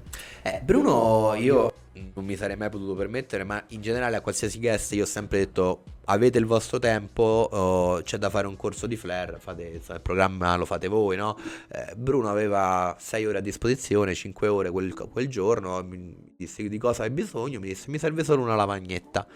Serve solo una lavagnetta, e dopodiché le Fair Bottle. E la cosa che colpì di Bruno è come lui trasmetteva, no? Determinate cose, come lui spiegava e anche come lasciava i ragazzi contenti. Perché uno magari a volte può avere un proprio idolo, una propria persona che insomma ti trovi a fare un corso o qualsiasi cosa, cioè potresti avere una delusione. Con Bruno non è mai successa una cosa del genere, anzi tutto il contrario, dicevano ma io dal vivo è veramente formidabile, stava con noi, poi anche la sera partecipava agli eventi. Questo fu un corso soltanto di flair, questo con Bruno eravamo ritornati, no? Perché ogni edizione, come abbiamo detto prima, cambiava, insomma, questo fu soltanto flair. Poi andando avanti abbiamo continuato, poi c'è stato quello lì, Mixology e flair insieme. E mi conto che qui furono 52 corsisti. E 52 non è male come numero. È un record mondiale praticamente. Però era facile organizzare tempi, tra virgolette. Io ho preso un campo da calcio al chiuso. Ah, questo è il corso del sì, campo da calcio sintetico. Sì, le 2 settimane. Era facile. Gli appartamenti dei ragazzi erano a 1,5 km, raggiungibili a piedi, e c'era questo campo da calcio al chiuso. Quindi tutti a piedi tutti i giorni andavamo avanti, e la sera ci spostavamo a piedi perché i locali erano sempre lì vicino. Quindi dal punto di vista organizzativo era, non dico semplice, però lo spostamento almeno non lo dovevo organizzare. O meglio, lo dovevo organizzare solo la mattina, e avevo preso gli NCC per fare un po', diciamo... Cos'è l'NCC? L'NCC è noleggio con conducente. L'autista, la limo. È tipo il Uber. Tipo Uber, ok. Insomma, i Mercedes, quelli neri, non so se non ce l'avete qua gli NCC. Noi abbiamo... Sì, si chiama la limo. La limo. Ok. Che costò l'ira di Dio, tra l'altro. Però volevo fare, perché noi c'era praticamente la parte di craft che facevamo a scuola. Vedi, qua c'è Working Craft Exhibition. 52 a craft come li metti? Non li puoi mettere, cioè dovresti avere 52 station, 52 almeno appoggi, 52 half team, no? Era complicato. Noi avevamo diviso in 3 gruppi. C'era la parte exhibition, la parte working e la parte craft a rotazione, no? E quindi noi dovevamo spostarli soltanto in quella mattinata. Però era un po' più semplice di quello che è oggi. Però la cosa che era complicata è che io non avevo aiutanti, io non c'avevo staff, ero io e Giorgio. È vero, a questo punto qua, nonostante siamo arrivati a una storia così recente, non avevo ancora lo staff. Tra l'altro volevo dirti una cosa sulle limo. Io l'unica volta che ho preso una limo è stato proprio quando lavoravo per Finest Call, che tra l'altro in questo momento è il nostro unico sponsor e sostenitore di questo podcast. Grazie a Finest Call, grazie Matteo, e grazie ragazzi a tutti voi che vi siete abbonati, avete donato. Grazie a Agreai92 che ha donato i bit, grazie a Vitro che ti sei abbonato, grazie a Bertellini, grazie a Rembra per l'abbonamento, grazie a Sirbini per l'abbonamento, grazie a tutti ragazzi. E dicevo, ho lavorato ad Atene un paio di giorni per la limo, e Finest Call ABM, l'azienda di cui fa parte Finest Call e Real, e ti fa alloggiare dentro l'Hilton, sempre, è proprio una regola aziendale. E mi ricordo che io ero all'Hilton, nell'andarmene a casa i manager di Finest Call andavano via prima perché avevano altri impegni, e quindi mi ha detto: tranquillo Carmine, ti ho organizzato, ti ho preso la limo per andare in aeroporto e vai tranquillo con loro. Scendo e la limo mi stava aspettando e il concierge, il ragazzo che sta all'entrata dell'Hilton, che tipo quando tu scendi ti prende la valigia e te la mette sulla limo, mi fa spostare dal punto dell'attesa e mi fa: no, guardi, qua stanno in attesa gli ospiti che devono prendere la limo. E faccio: sì, la sto aspettando. E fa: no, non è per lei, si vede che non ero vestito abbastanza. E mi fa: no, mi scusi, ci deve essere un errore, qua ci sono quelli della limo. Dico: va bene, va bene, va bene. E dico: è quella, è la mia, devo andare via, devo andare in aeroporto. E questo non mi fa a mettere lì ad aspettare. E che arrivo, l'autista fa: signor Liguori? Fa: sì, venga pure con me. Che devo fare? Vabbè, comunque, dicevamo. E niente, quindi abbiamo sicuramente poi fatto un salto di qualità importante. E con il Covid. E qui, aspetta, prima della bomba a mano di Covid, che io mi ricordo che ovviamente io e te siamo sempre stati in contatto, ci sentivamo e comunque grosso modo sapevo sempre tutto. Però qui, quando io ho visto che hai inserito anche Bruno, oltre a tutte le esperienze, comunque tutte le cose che organizzavi durante il corso, e io lì tra me e poi lo dicevo anche a te, dicevo sempre: cavolo, però quanto ti costa così, Lorenzo? Cioè, organizzare sta cosa. Perché poi, vabbè, il prezzo del corso singolo a corsista lo sapevo, però dicevo, è comunque troppo poco. Come cioè, con tutta questa roba che tu gli metti dentro nel corso, cioè, ti costa una valanga fare tutte queste cose. E tu poi mi ricordo che poi, vabbè, mi hai raccontato. Io ho sempre cercato cioè la mia politica è creare un corso luxury, tra virgolette, però accessibile a chiunque, accessibile a qualsiasi bartender. Sì, è vero, sicuramente il costo del corso, chi ha partecipato poi alla fine mi dice: certo, io devo dire che per me è nulla quello che ho speso in confronto a quello che poi abbiamo vissuto, eccetera. Come ti ripeto, grazie anche agli sponsor, grazie a tutto il percorso che io ho fatto in queste 20 edizioni, mi posso permettere di non alzare i prezzi, di non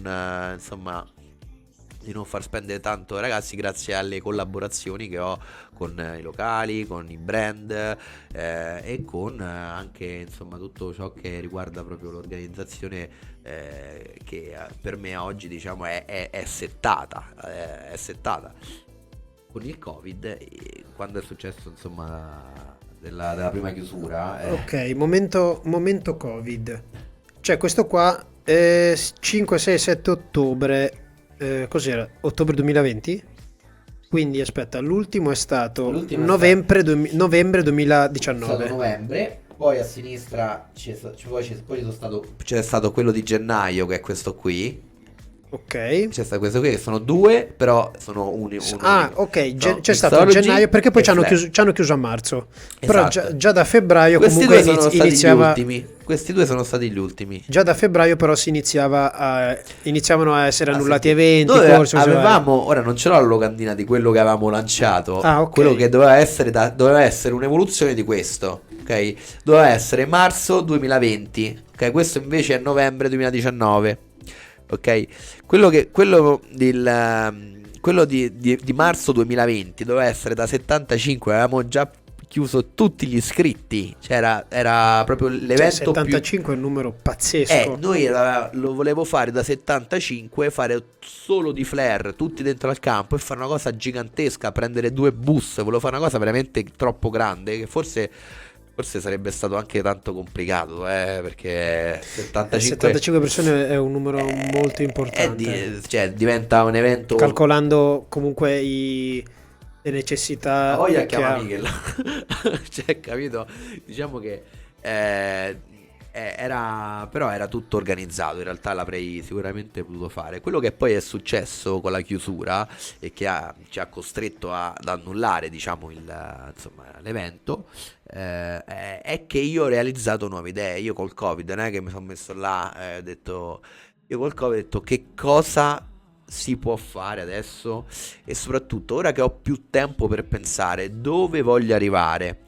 E a me il campo da calcio non piaceva come struttura, ok? Non mi faceva impazzire. Cioè, era figo nel senso che era comodo, però comunque era nei comodo, video, ma era nelle sempre cose all'aperto. Però comunque Quindi era un... a dicembre, Sì. faceva freddo. Io avevo preso 12 funghetti. Chi ha fatto il corso se lo ricorda, c'erano tutti i funghi, no? I funghi quelli per riscaldare.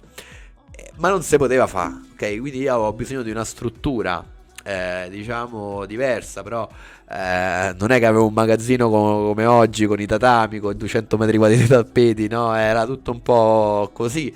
Però ho iniziato a potermi mettere un attimo seduto e dire ok, cosa si può fare? E così sono nati gli hotel.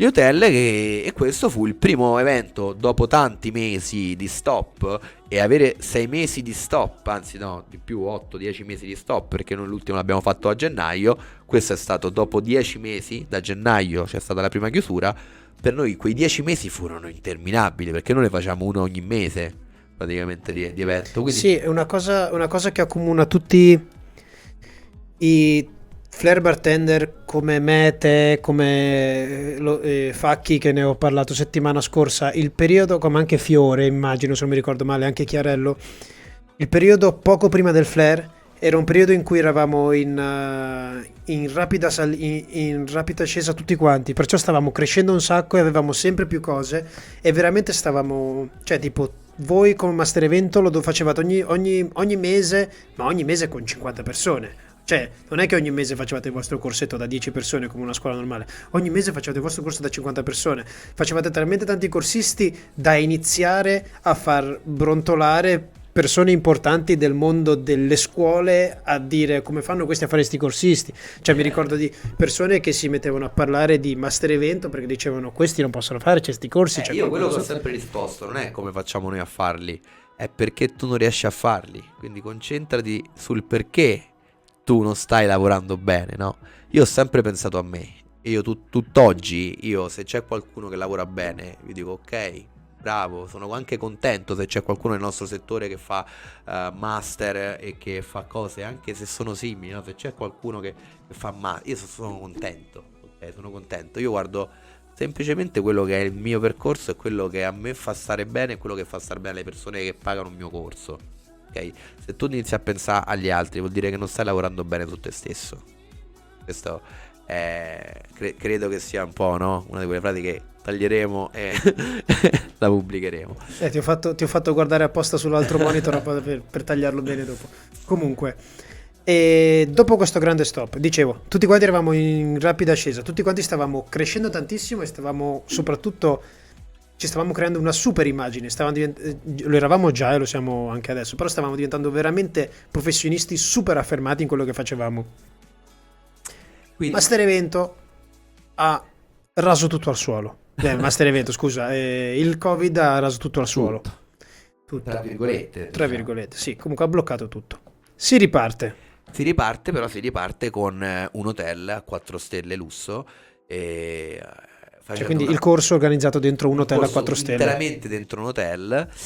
Mi ha permesso il Covid di poterlo organizzare perché a quei tempi, a quel periodo, i costi di hotel erano molto inferiori a quelli di oggi, no? E obiettivamente questo corso, per quello che era la struttura, cioè oggi farlo uguale sarebbe un po' complesso a questi prezzi, no? Però abbiamo sperimentato questa cosa. Anche qui abbiamo investito, abbiamo comprato i tatami, i tappeti, abbiamo allestito la free room, abbiamo organizzato tutto all'interno con tutte le mascherine, abbiamo comprato le mascherine con la plasticina per fare una cosa tutta. È vero che c'era il kit del corsista con quella mascherina col plexiglass. Esatto, però ecco, Sì, sempre sì. cercare qualcosa anche nel contesto con, e qui Giorgio è stato molto bravo a gestire questa cosa, anche in un contesto del genere noi abbiamo creato, abbiamo dato un po' di innovazione.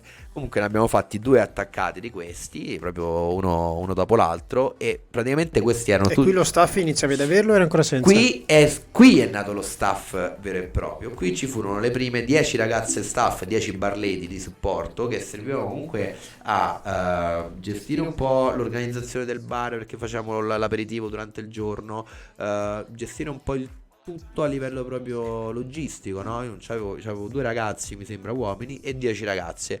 La sera però uscivamo, andavamo in giro, quindi la necessità degli spostamenti, queste ragazze e ragazzi erano automuniti, mi permettevano di poter raggiungere locali, no? che però al di là, tu puoi pure prendere dei pullman, magari puoi prendere dei pullman, però vuoi mettere comunque, essere scortata più che tu da una ragazza che ti porta in giro, cioè 10 macchine in fila, che poi succede che comunque ci sentiamo importanti, uno suona il clacson, l'altro suona, cioè ci possiamo divertire in qualsiasi modo, tra virgolette, senza fare troppo i pazzi, però si creano situazioni che non trovi da nessun'altra parte, obiettivamente, e anche in quel tratto lì di auto, qui comunque dovremmo parlare, cioè, Posso raccontare delle cose legate all'organizzazione? Cioè, praticamente l'organizzazione è talmente, tra virgolette, maniacale ed è mirata in ogni cosa, nel senso che Lorenzo non solo, vabbè, sceglie le ragazze staff, bar lady, ex bar lady, non so, o bar lady, quello che sono automunite, però non solo fa questa cosa di fare gli spostamenti con le ragazze che ci portano tutti quanti in giro, ma oltre a questo organizza le macchine in modo che in ogni viaggio le macchine siano sempre diverse, perciò dice, prende i nomi dei ragazzi, li divide per tutte le ragazze delle varie macchine e per ogni viaggio, perché ogni viaggio che c'è da fare è sempre organizzato, perciò lui vabbè, il mese prima, non lo so, quando sta organizzando il corso, lui sa già tutti i viaggi che le macchine dovranno fare. Dice, in questa macchina qua, questa macchina fa 6 viaggi. cioè, se tu vieni a Master Evento con un tuo amico, la prima sera non vai in macchina, cioè il trasporto è organizzato, ma tu non ti fai il viaggio con il tuo amico, tu lo fai con 4 bartender che non conosci, così in quella tratta inizi a conoscere, si crea già il gruppo, ok? E questo è il concetto, questa è solo una delle tante cose che fanno gruppo, studiate e che poi alla fine funzionano, no? E anche le ragazze staff sono, tra virgolette, pronte, perché pensate si devono fare 9 viaggi in non so quanti giorni. Cioè non è che quando si esce dall'hotel la ragazza dice allora chi è che deve venire in macchina con me? Cioè le ragazze già sanno chi devono caricare, già sanno chi devono caricare, già sanno dove devono andare, già sanno a che ora devono essere lì, già sanno a che ora devono partire, sanno già tutto.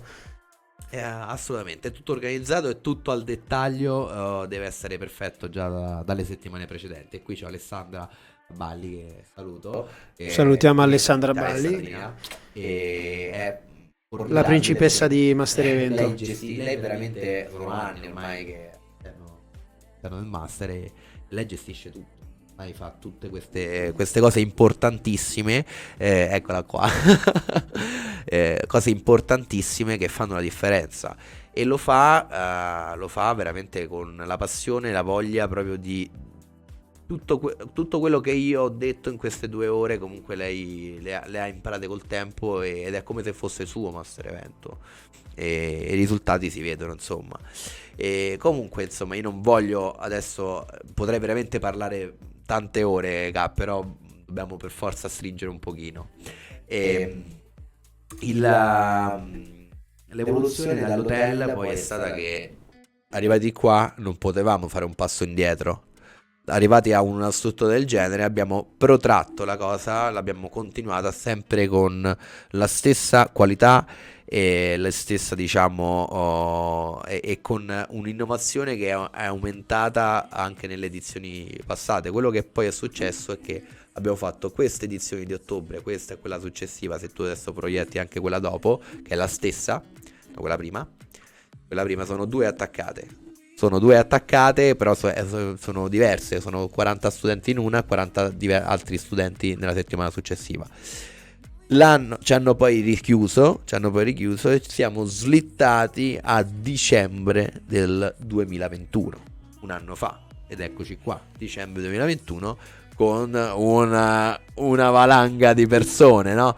E qui fu proprio... Sì, quando ho iniziato a farne parte anche io. E qua sei subentrato qui, e io qui ho avuto il tempo, no? In tutto questo anno, di racchiudere tutte le idee, tutto diciamo quello che è stato più funzionante, più vincente nel corso delle edizioni dal 2018 a oggi, e unirle in un'unica edizione, no?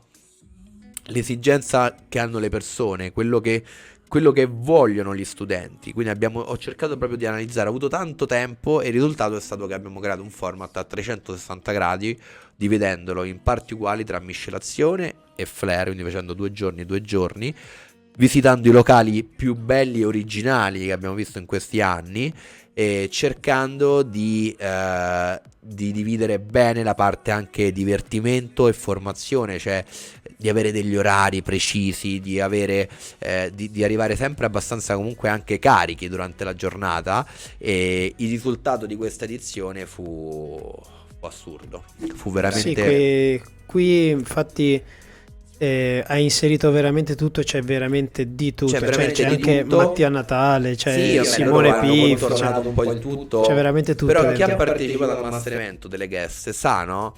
Che la cosa bella alla fine di tutto è il master evento, no? Io dico sempre, master evento siete voi, gli studenti. Siete voi gli studenti alla fine del discorso, perché noi sì, noi possiamo fare le esibizioni, no? Però alla fine loro sono il nostro pubblico in quei giorni, loro sono lì per noi, e tu lo sai bene quanto capisci questa cosa, no? Alla fine del percorso di master evento, anche da guest, quanto è soddisfacente per noi avere tutti questi ragazzi che ci valorizzano e ci rendono sicuramente ancora più forti. Sì, nei giorni di master evento siamo veramente, cioè magari lo siamo anche prima, però in quei giorni lì ci sentiamo veramente delle superstar, veramente. No, è verissimo. Qui veramente ci fanno sentire veramente delle superstar, veramente ci danno quella forza che ti fa dire cavolo, veramente il mio lavoro è bellissimo, io non sto lavorando, cioè io non vedo l'ora cioè io proprio vivo per questi momenti. Qui questa è stata l'edizione che abbiamo fatto a ottobre, che è stata un'evoluzione di quella di dicembre, con qualche guest in meno, anche se poi in realtà ce ne sono altre che però non metto in locandina, perché secondo me quella di dicembre era un po' troppo, cioè proprio mette tutte quelle facce, non si capiva nulla. Alla fine ci sono persone, io per esempio qua non ci sto in locandina perché io sono organizzatore e per me io sono master event, no? Io qua mi sono voluto levare dalla locandina, per esempio, no? Ho detto perché io sono il tutto. In realtà poi per me ci sono, non ci sono, la gente lo sa che è master event, insomma. Questa è già, il grafico qua è stato cambiato? Il grafico qua è Luca Liguori, il fratello di Carmine. Ciao Luca. Qua è subentrato un grafico, il mio coinquilino. Ti assomigliate un po',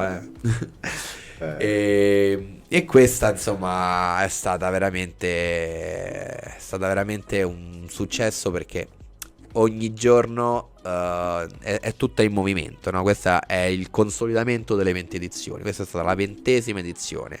5 giorni divisi tra miscelazione, flare, management con Bruno, ogni sera una location differente, serate a tema con dress code legate per esempio al proibizionismo.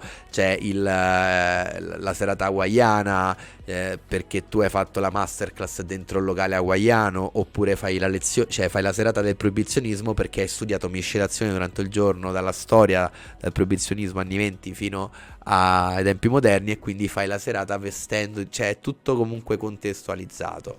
Quindi oltre che alle serate organizzate a livello di mixology, a livello di flare show, a livello di locale, cocktail bar hawaiano, ogni sera c'era un dress code diverso richiesto per partecipare alla serata. Ci sono 3 dress code diversi e ci sono ogni sera c'è un locale differente, quindi 5 serate, 5 locali differenti. Non è che il locale qualsiasi andiamo a divertire, il locale deve essere adeguato a quello che è stato studiato durante il giorno, comunque contestualizzato in base alla formazione, no? Poi ci sono 2 serate ore particolarmente, insomma, diverse da qualsiasi altro corso tipo penso si possa trovare, che una è quella di Cucci Terme. Io l'ho pensata così, perché ho detto dopo un corso dopo tante ore di sudore ce ne andiamo a fare le terme, un po' di relax alle terme, eppure quella è una figata pazzesca. I ragazzi stanno lì tipo, sì, vabbè, chi è che ti porta alle terme a 5 stelle, poi Cucci Terme, no? Che non è che parliamo di 2 vaschette, che tutto qua è legato anche ha il PR che è Lorenzo, che nelle sue pubbliche relazioni comunque, cioè Lorenzo non è che si presenta a Cucci Terme con 50 persone e dice fateci lo sconto, trattateci bene. Lorenzo comunque ha conosciuto Cucci Terme, Cioè, pensa quante conosce mail gli ho dovuto mandare, quanto gli ho dovuto... mail di Cucci Terme, No, ha conosciuto il ragazzo che conosci te, cos'è il direttore il di... general manager di tutti i Cucci Terme in Italia. È il general E manager loro di... ci fanno un favore, tra virgolette, perché il loro business non è portare 60 persone insieme. Ovviamente sì, A a loro loro non creiamo interessa un portare problema. 60 ragazzi di 20 anni No, tutti loro insieme non lì vogliono dentro. quello perché gli può creare un problema. Tanto loro comunque sono pieni. Quindi, Sì, sì, sì. però, vedendo anche l'ordine che abbiamo, perché insomma è tutto, non è che andiamo là Sì, e vengono facciamo... spiegate bene le Sì, regole sì, cioè, da seguire di chi ha fatto comportamento. Master Evento sa tutto quello, non è che li buttiamo là, io gli faccio vedere la mappa prima, ci sono dei ragazzi dello staff, i ragazzi del staff che gli spiegano dove andare, come fare, come godersi quelle 3 ore e mezza di relax. E l'edizione che domani alle ore 14 esce la locandina del prossimo Master, che sarà comunque molto simile, quasi praticamente uguale a questa edizione, con qualche piccolo cambiamento, perché è stata talmente bella che ne vale la pena rifarla per qualche altra edizione, almeno per il 2023. Ok, qua ha inserito Michael Moreni. Abbiamo Me ha inserito Michael. Michael Moreni qui e insomma Che poi... a me di Michael me ne parlavi già da tempo che pensavi di inserirlo. Sì, poi insomma, anche se in alcune edizioni mancano delle guest, no? Non significa che non tornano. Comunque, Master Evento è tutto un contesto che poi negli anni, se quello che io ho in mente potrà, e sono sicuro che insomma potrà essere realizzato. Negli anni il mio obiettivo sarà insomma essere un'unica grande squadra, un'unica grande famiglia. Il tuo progetto, che me ne hai parlato a volte in macchina mentre andavamo da qualche parte, il tuo progetto comunque è quello di... cioè tu hai comunque una visione che va molto nel futuro per Master Evento. Tu comunque, come hai detto, che adesso ti sei tolto dalla locandina, magari arriverai anche a togliere la scritta organizzatore o Lorenzo Ferrante, ti farai identificare soltanto ti farai identificare soltanto nel logo, che la gente vedendo il logo saprà che sei tu, o magari neanche ti interesserà più di farlo sapere. Però la tua visione va molto nel futuro. Quello che vuoi tu è praticamente cioè arrivare al punto anche di dover togliere proprio il nome Master da quello che è, perché da Master sta diventando veramente soltanto è uno stage. È un'esperienza, un'esperienza, capito?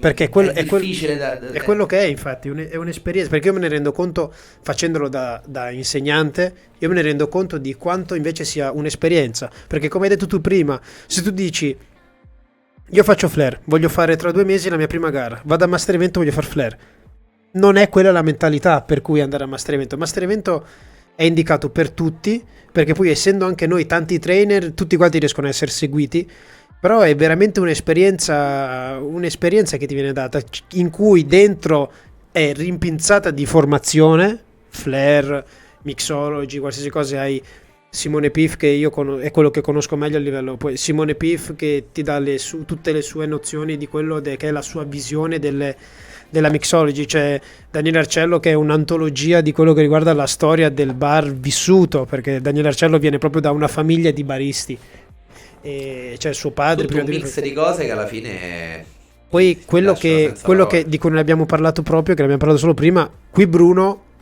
sì, insegna sempre flare, però qui Bruno inizia a fare anche il management, sì, che a livello di... Infatti quello che fa strano, adesso mi vengono i brividi a dirlo, quello che fa strano è tanto che Bruno fa la sua parte di management, vedi i ragazzi, quelli un po' più presi bene per il flare, che sono interessati, però per loro è una cosa un po' strana da capire, e vedi noi insegnanti tutti lì così ad ascoltare il management di Bruno, che, sono sincero, io quando l'ho sentito la prima volta il discorso di Bruno sul management, dico, cavolo, questo è un discorso serio. Io nel sentire Bruno raccontare tante cose, lui ha ripetuto e ha detto tante cose che io mi trovo già a fare sul lavoro, e che però io non sapevo se erano giuste o sbagliate, però sento Bruno che lo dice, lo spiega, e dico, allora sto facendo le cose nel modo giusto, se anche lui è arrivato a questo. È vero.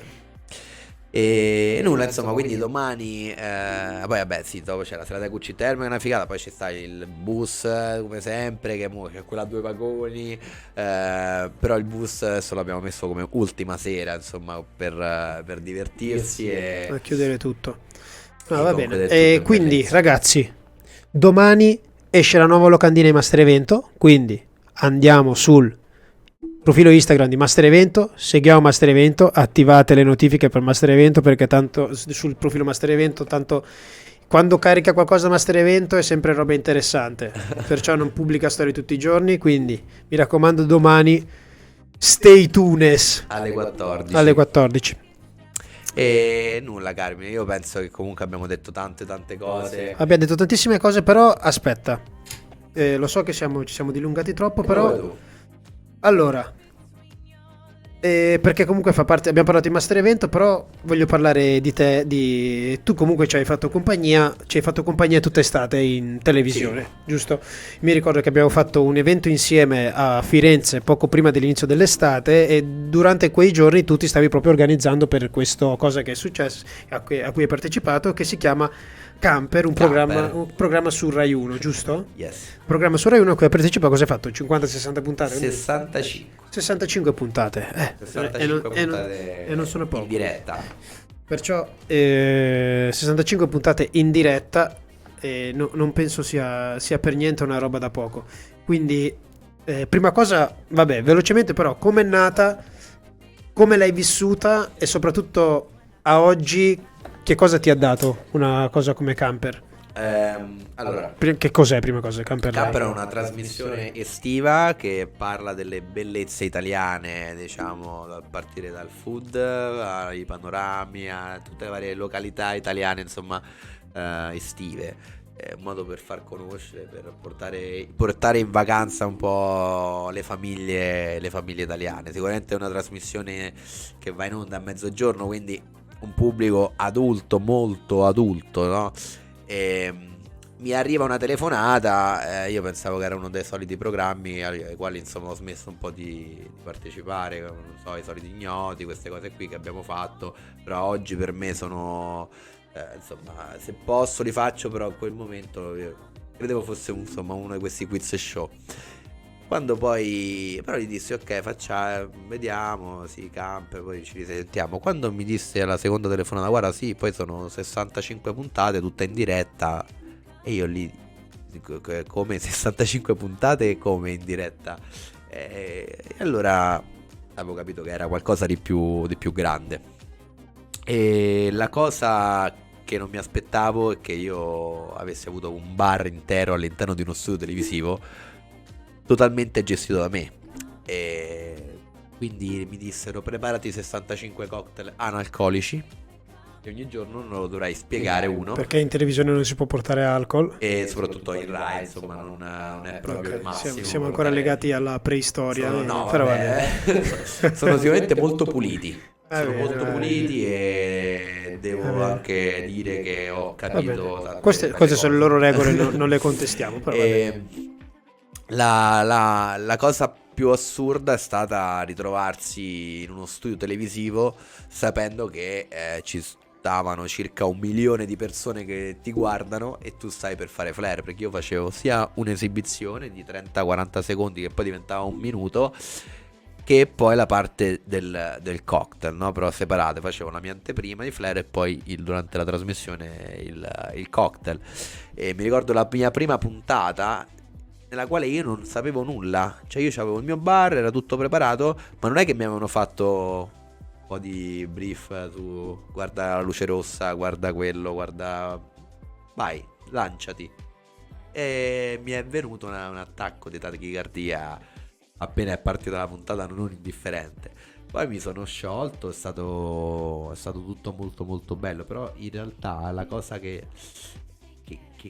ho capito da subito è che lì al di là del flare, lì devi fare televisione, lì devi stare là, intrattenere, devi parlare in un certo modo, devi fare delle espressioni anche in un certo Cioè modo. lì loro non sapendolo hanno preso la persona perfetta per quel ruolo, a mio avviso.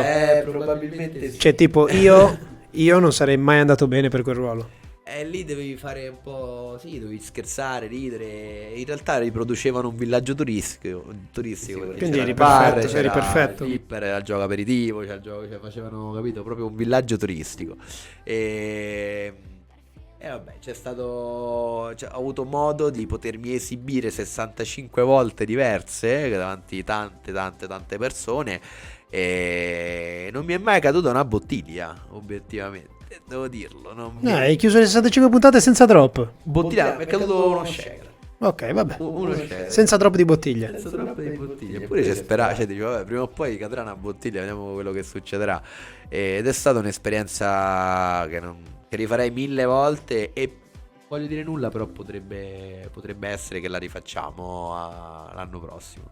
E, e nulla, quindi Esperienza positiva, quindi. bellissima esperienza. Le persone che ne hanno fatto parte del back sono state veramente formidabili. Ora sarebbe anche un po' riduttivo parlarne poco. Io magari un giorno che tornerò qua magari parlerò solo della televisione. Parlerò Va solo bene, quello volentieri, perché piacerebbe. ci sarebbe veramente tanto da parlare. Insomma, è stata una bellissima cosa. Allora, una domanda che volevo farti.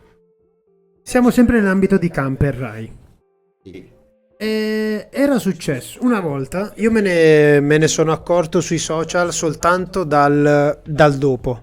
Ok. Dopo vedo te fare una storia in cui dici le mie parole, il concetto che io volevo esprimere era questo, non volevo andare oltre, e invece io mi ritrovo un video consigliato che mi viene fuori vedo te nel video e dico vabbè, un video di Lorenzo, poi vedo un'altra persona che dice quello che dice questo personaggio è sbagliato.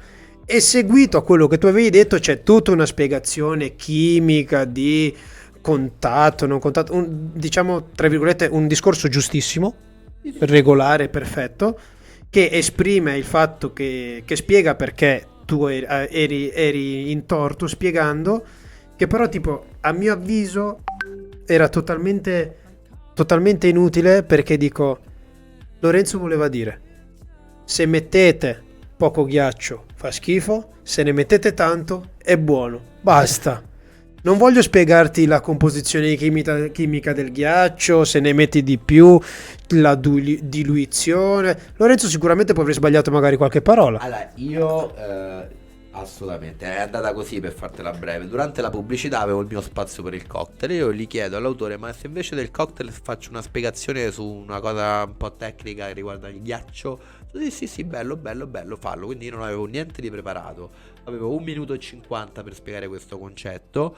E ho detto, vabbè, proviamo a fare un esempio pratico, vediamo che succede, sbagliando, perché in diretta una cosa del genere non la dovresti fare, dovresti avere un minimo di preparazione. O almeno essere abituato a spiegarla una cosa del genere, no? Il mio errore è stato che io ho parlato di diluizione, di temperatura, non avendo studiato, no? Io ammetto di aver detto una cosa non troppo Sì, però giusta, no? scusami. Però come hai detto tu, io volevo dire che un bicchiere con 2 cubetti di ghiaccio non va chiesto a un bartender. È sbagliato e soprattutto te brevi un drink schifoso, ok? Secondo cubetti di ghiaccio. Quindi chiedere sempre, questa è stata la frase finale del drink. Quando io ho pubblicato il video, io ho avuto 250 ricondivisioni del video. Infatti ho 110.000, 105.000 view su quel video. 250 barone mi hanno ricondiviso. Nessuno ha detto una parola. C'ho avuto una sfilza dei commenti, no? Grande. Poi questo ragazzo, no? Che ha fatto... No, è un bartender super rispettato, super deep, nel senso che stiamo parlando, come noi siamo l'estremo dell'esibizione, dell'estremizzazione del nostro lavoro. Noi siamo l'estremo della parte spettacolare, lui fa parte dell'estremizzazione della spiegazione e di tutto quello che è la composizione. Tutto. Io non voglio Sì, no, praticamente io non lo conosco personalmente. No, vabbè, noi abbiamo parlato, siamo Sì. seguiti e ci siamo anche rispettati, siamo seguiti sui social. Sì, però no, non dico che avete litigato o che lui ha sbagliato a farlo, però dico il tuo concetto, a mio avviso, allora tu esprimevi un concetto in televisione davanti a milioni di persone. Secondo te, facciamo che quel giorno avete avuto 1 milione di spettatori. In quel 1 milione di spettatori quanti mixologi, bartender, super esperti c'erano? Pochissimo. Zero. Chi la guarda a mezzo? Nessuno. Tu hai spiegato alla signora come mia madre, come mia zia. Tu magari hai spiegato a mio padre, perché mio padre è uno appassionato di cucina, appassionato di drink, gli piace fare tutte le cose. Mio padre magari quella cosa non la sapeva e dice, Lorenzo ha ragione. Allora, perché mio padre magari nella mentalità di uso dice, no, troppo ghiaccio s'annacqua. E con la tua spiegazione lui dice, ah no, Lorenzo ha ragione. Se magari se gli avesse fatto la spiegazione l'altro ragazzo di tutto quanto, mio padre dopo un minuto che questo parlava, diceva vabbè, fai niente. Cioè, capito? Questa è la mia spiegazione. E ai miei occhi da fuori è stato che all'inizio, infatti io come ho deciso tanti anni fa, ho deciso di non mettermi più in mezzo alle polemiche sui social, perché ho imparato dai miei errori, però dico, l'impressione che ho io da fuori è che viene preso Lorenzo in questo momento perché usare il nome di Lorenzo può darti visibilità e quindi tipo ai miei occhi da fuori è stato che sì Lorenzo ha detto parole sbagliate, sì Lorenzo ha detto una... però il concetto di Lorenzo è chiaro, è preciso. Però prendere il concetto di Lorenzo e dire è sbagliato, dire questo qua va in televisione e dire cose sbagliate, è stato fatto più che da me da fuori, a quello che è arrivato a me, è stato fatto più che altro per prendere lui, un'altra persona, più visibilità, capito? Ma sicuramente può aver aiutato, no? Ma a me una cosa ha colpito in tutta questa faccenda. Più cose hanno colpito. Innanzitutto mi ha colpito il fatto che centinaia e centinaia di bartender non la sapevano sta cosa, no? Ma cioè, se parliamo proprio della cosa scientifica, perché tutti in silenzio per 24 ore, una sfilza di commenti, poi è uscito questo video. E la cosa che mi ha colpito è anche amici, sono sincero, che mi hanno commentato il video, sei un grande, sei un grande, il giorno dopo non ho dato il commento. Cioè, l'hanno proprio levato, no? Perché non lo sapevano, e allora ho detto no, vado a levare il commento. E tutta una serie di ragazzi, di bartender, che mi hanno anche insultato no? Ho detto, sta di cavola, cioè usando parole forti, no? E dopo, Il mondo dei social questa è era la così. 61esima puntata. Dopo io che per 61 puntate ho portato in alto, parlando solo del bartending in diretta ogni giorno, no? E nessuno ha neanche poi apprezzato. Uno per sbaglio in quel minuto dice un concetto sbagliato sulla temperatura e direzione, ma vai a lanciare bottiglie. A me sta cosa mi ha fatto di un ragionare, no? Per vedere quanta ignoranza c'è e quanta invidia pure c'è purtroppo nel nostro mondo. E sta molto avanti chi queste cose magari chi riesce a guardare oltre queste cose. A me mi è fatto. Bruno ne è, È la prova schiacciata. l'esempio vivente di... Bruno quando è partito era tutt'altro che supportato dall'ambiente, diciamo. Perciò E quindi insomma è stata anche questa una cosa di cui io sono contentissimo, cioè sto tornassi indietro risbaglierei 200.000 volte per come sono andate poi dopo le cose, no?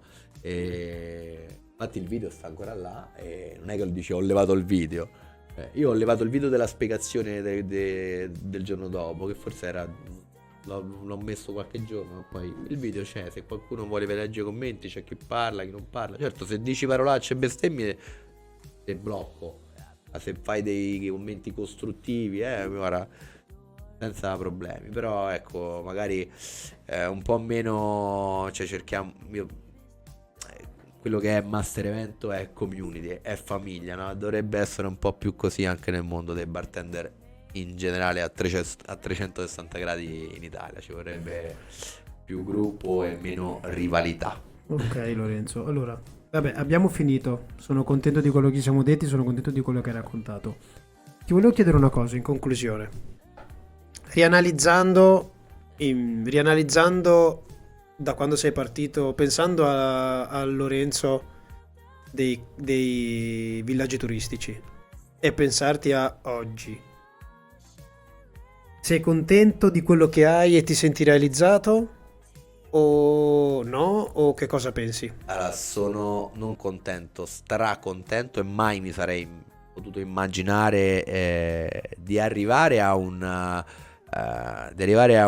situazione lavorativa come quella che ho oggi. Su questo ne sono più che felice, ma non mi sento realizzato. Mi sento realizzato perché voglio fare delle cose veramente grandi per me e per il bartending in generale. E con la costanza, con il duro lavoro, sono sicuro che tante cose le potremmo raggiungere assieme e ne vedremo delle belle nei prossimi tempi molto molto vicini. Ok, dovevamo essere più bravi dell'altra volta, invece abbiamo Lo so, dilungato sì, di stare più. qua È veramente. vero, ci prendiamo bene, però vabbè, lasciamo andare così. E tanto è un podcast, perciò la gente ci ascolterà su Spotify e ci riguarderà su YouTube, spero. Quindi, Lorenzo lo saluto tra un attimo. Intanto, ragazzi, sicuramente la famiglia di Master Evento ha aiutato tantissimo in questa puntata perché soltanto negli ultimi 40 minuti siamo scesi sotto i 30 spettatori, ma siamo stati per la maggior parte del tempo sopra i 50 spettatori. Grazie, raga. E grazie davvero a tutti per essere stati qua, grazie a tutti per aver seguito il profilo, grazie a tutti per gli abbonamenti e per i bit donati. Ho letto tutti i vostri commenti, spesso ragazzi non rispondo, non vi saluto perché magari l'ospite sta esprimendo un concetto e se mi metto a ringraziare la gente lui mi sente parlare e perde il filo, quindi lascio parlare. E niente, io quindi già per domani avrete la puntata disponibile su Spotify. Perciò no,